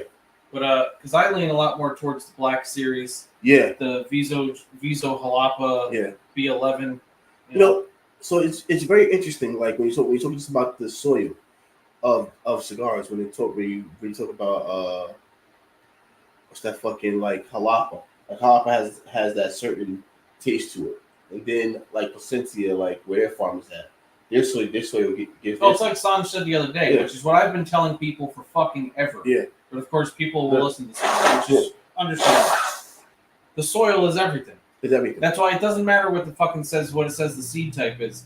All of the nutrients that create the flavor profile in a tobacco is the soil that seed is in.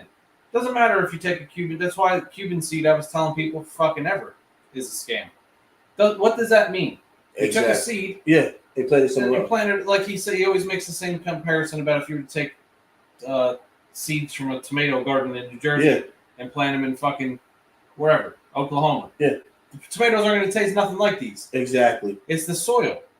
And, why do you think that the most sought after Connecticut leaf on the planet is literally from the Connecticut River Valley? Yeah. You can't. Everybody has Connecticut, but Connecticut River Valley, Connecticut is the sweetest, smoothest tobacco that you're ever going to find for Connecticut, because that particular valley, that's where you're going to get those nutrients for that chemical makeup. Nowhere else. A lot of I noticed that people are like I haven't seen a lot of people using Pennsylvania broadleaf, which is kind of interesting. We here have been or haven't been? Haven't been. Well, Sanj just explained that too. That's a very temperamental leaf. It's very hard to keep consistent. It's very hard to roll with. It's kind of thick and veiny and ugly. There's a lot of challenges to using Pennsylvania broadleaf. Now, when you nail it, like I can't remember who it was, but Sanj had me sit down with a guy who owns a place that produces Pennsylvania broadleaf, and he let me smoke a couple of the samples, and they were phenomenal. But it's like, unless you have, generations of experience with that leaf, it's not a leaf that everybody can fuck with. Which is why even Sanj, who has all this experience, people keep saying, "Why don't you do a Pennsylvania broadleaf? Pennsylvania broadleaf?" And he's like, "No, it's too consistent." Because you're not going to get the same thing from batch to batch. Oh, you has a question. He says, what cigar has the CT Valley wrapper? Well, the Georgia State Connecticut shade. Or even better, because he owns a farm on the Connecticut River Valley Foundation. So the Charter Oak Pegnataro has that leaf. I think maybe even the regular Charter Oak shade. What other cigar does he make there? But really, what you're gonna want to look for is because I can't think of who offhand buys that leaf, but it's who buys the leaves from the farms in the Connecticut River Valley, because then they wind up getting used for a bunch of different brands. But yeah, try for example, if you haven't had it yet, the Pegnataro, which I've been raving about now for how many months? Well, Georgia State has that. They have a farm in Pennsylvania. Yeah. But is that now is that where they get the legal leaves from? I don't know where to get anything from anymore, because like I said, ever since Swisher took them over, it's been a shit show. It's just not what it was. Oh wow. Wow. Oh, he left a message saying that Skip that him and Skip got into it on Facebook. John did, Caleb did, a lot of actually people that from the Patreon wound up arguing. My brother and him got in it hard. Like, we got to the extent where like he started getting personal, and we were inviting him over here to whoop his fucking ass. Texas is not a long flight, man. Well, no, but he's Texas until shit goes down, and then he goes to Nicaragua, where he's also got a property. You know what I mean? He's not Texas. But a lot of people got in with him in the comments. But that's how that backfired hard, because he had said during that argument, the type of people that follow my channel, and keep in mind at the time my channel was hot. Yeah. The type of people that follow my channel aren't the type of people who want smoking Roman craft. Wow. So everybody, it was just seas of fucking people responded, okay, never smoking Roman craft again. I was like, well, that didn't work out for you too well, did it, buddy?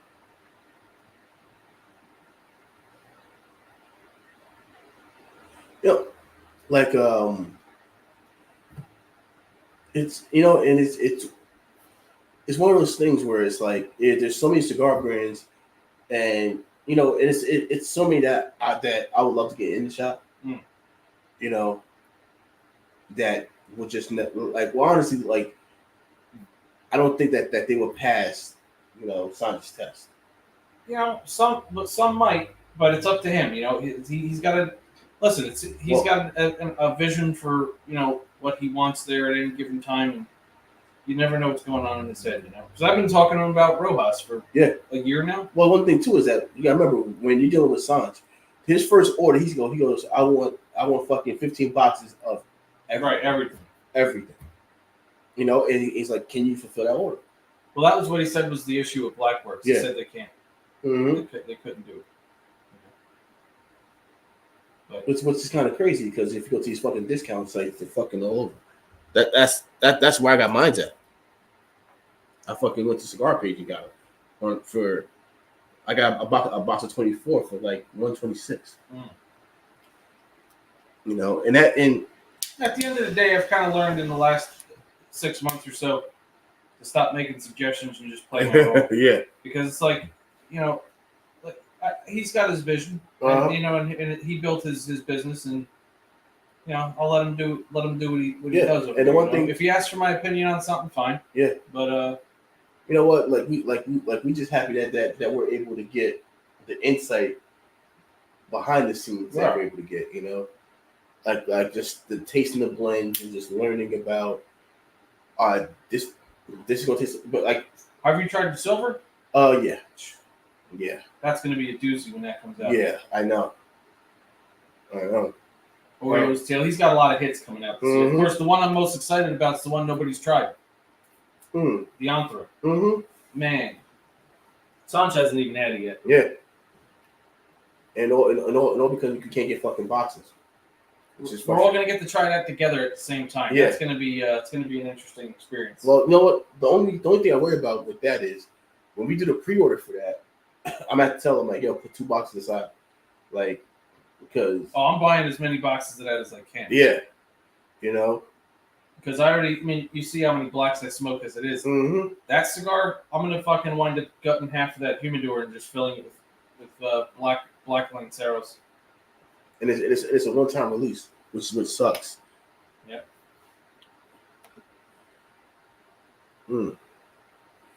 Listen, I'm the same way. I cannot wait for those.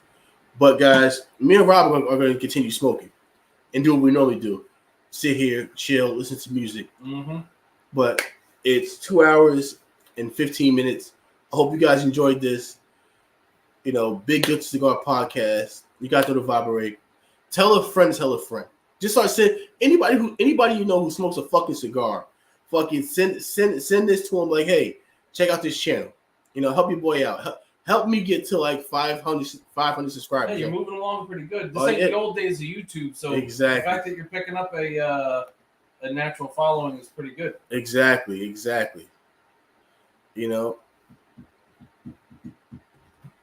Wow.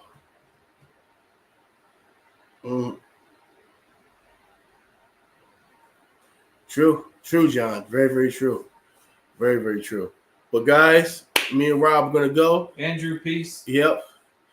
Yeah, man. Andrew, if you're still here, man, thanks for watching the whole show. Everybody that's still here, I want to thank you guys for the support, man. I'm so grateful for you guys. And until next time, man, peace. See you later.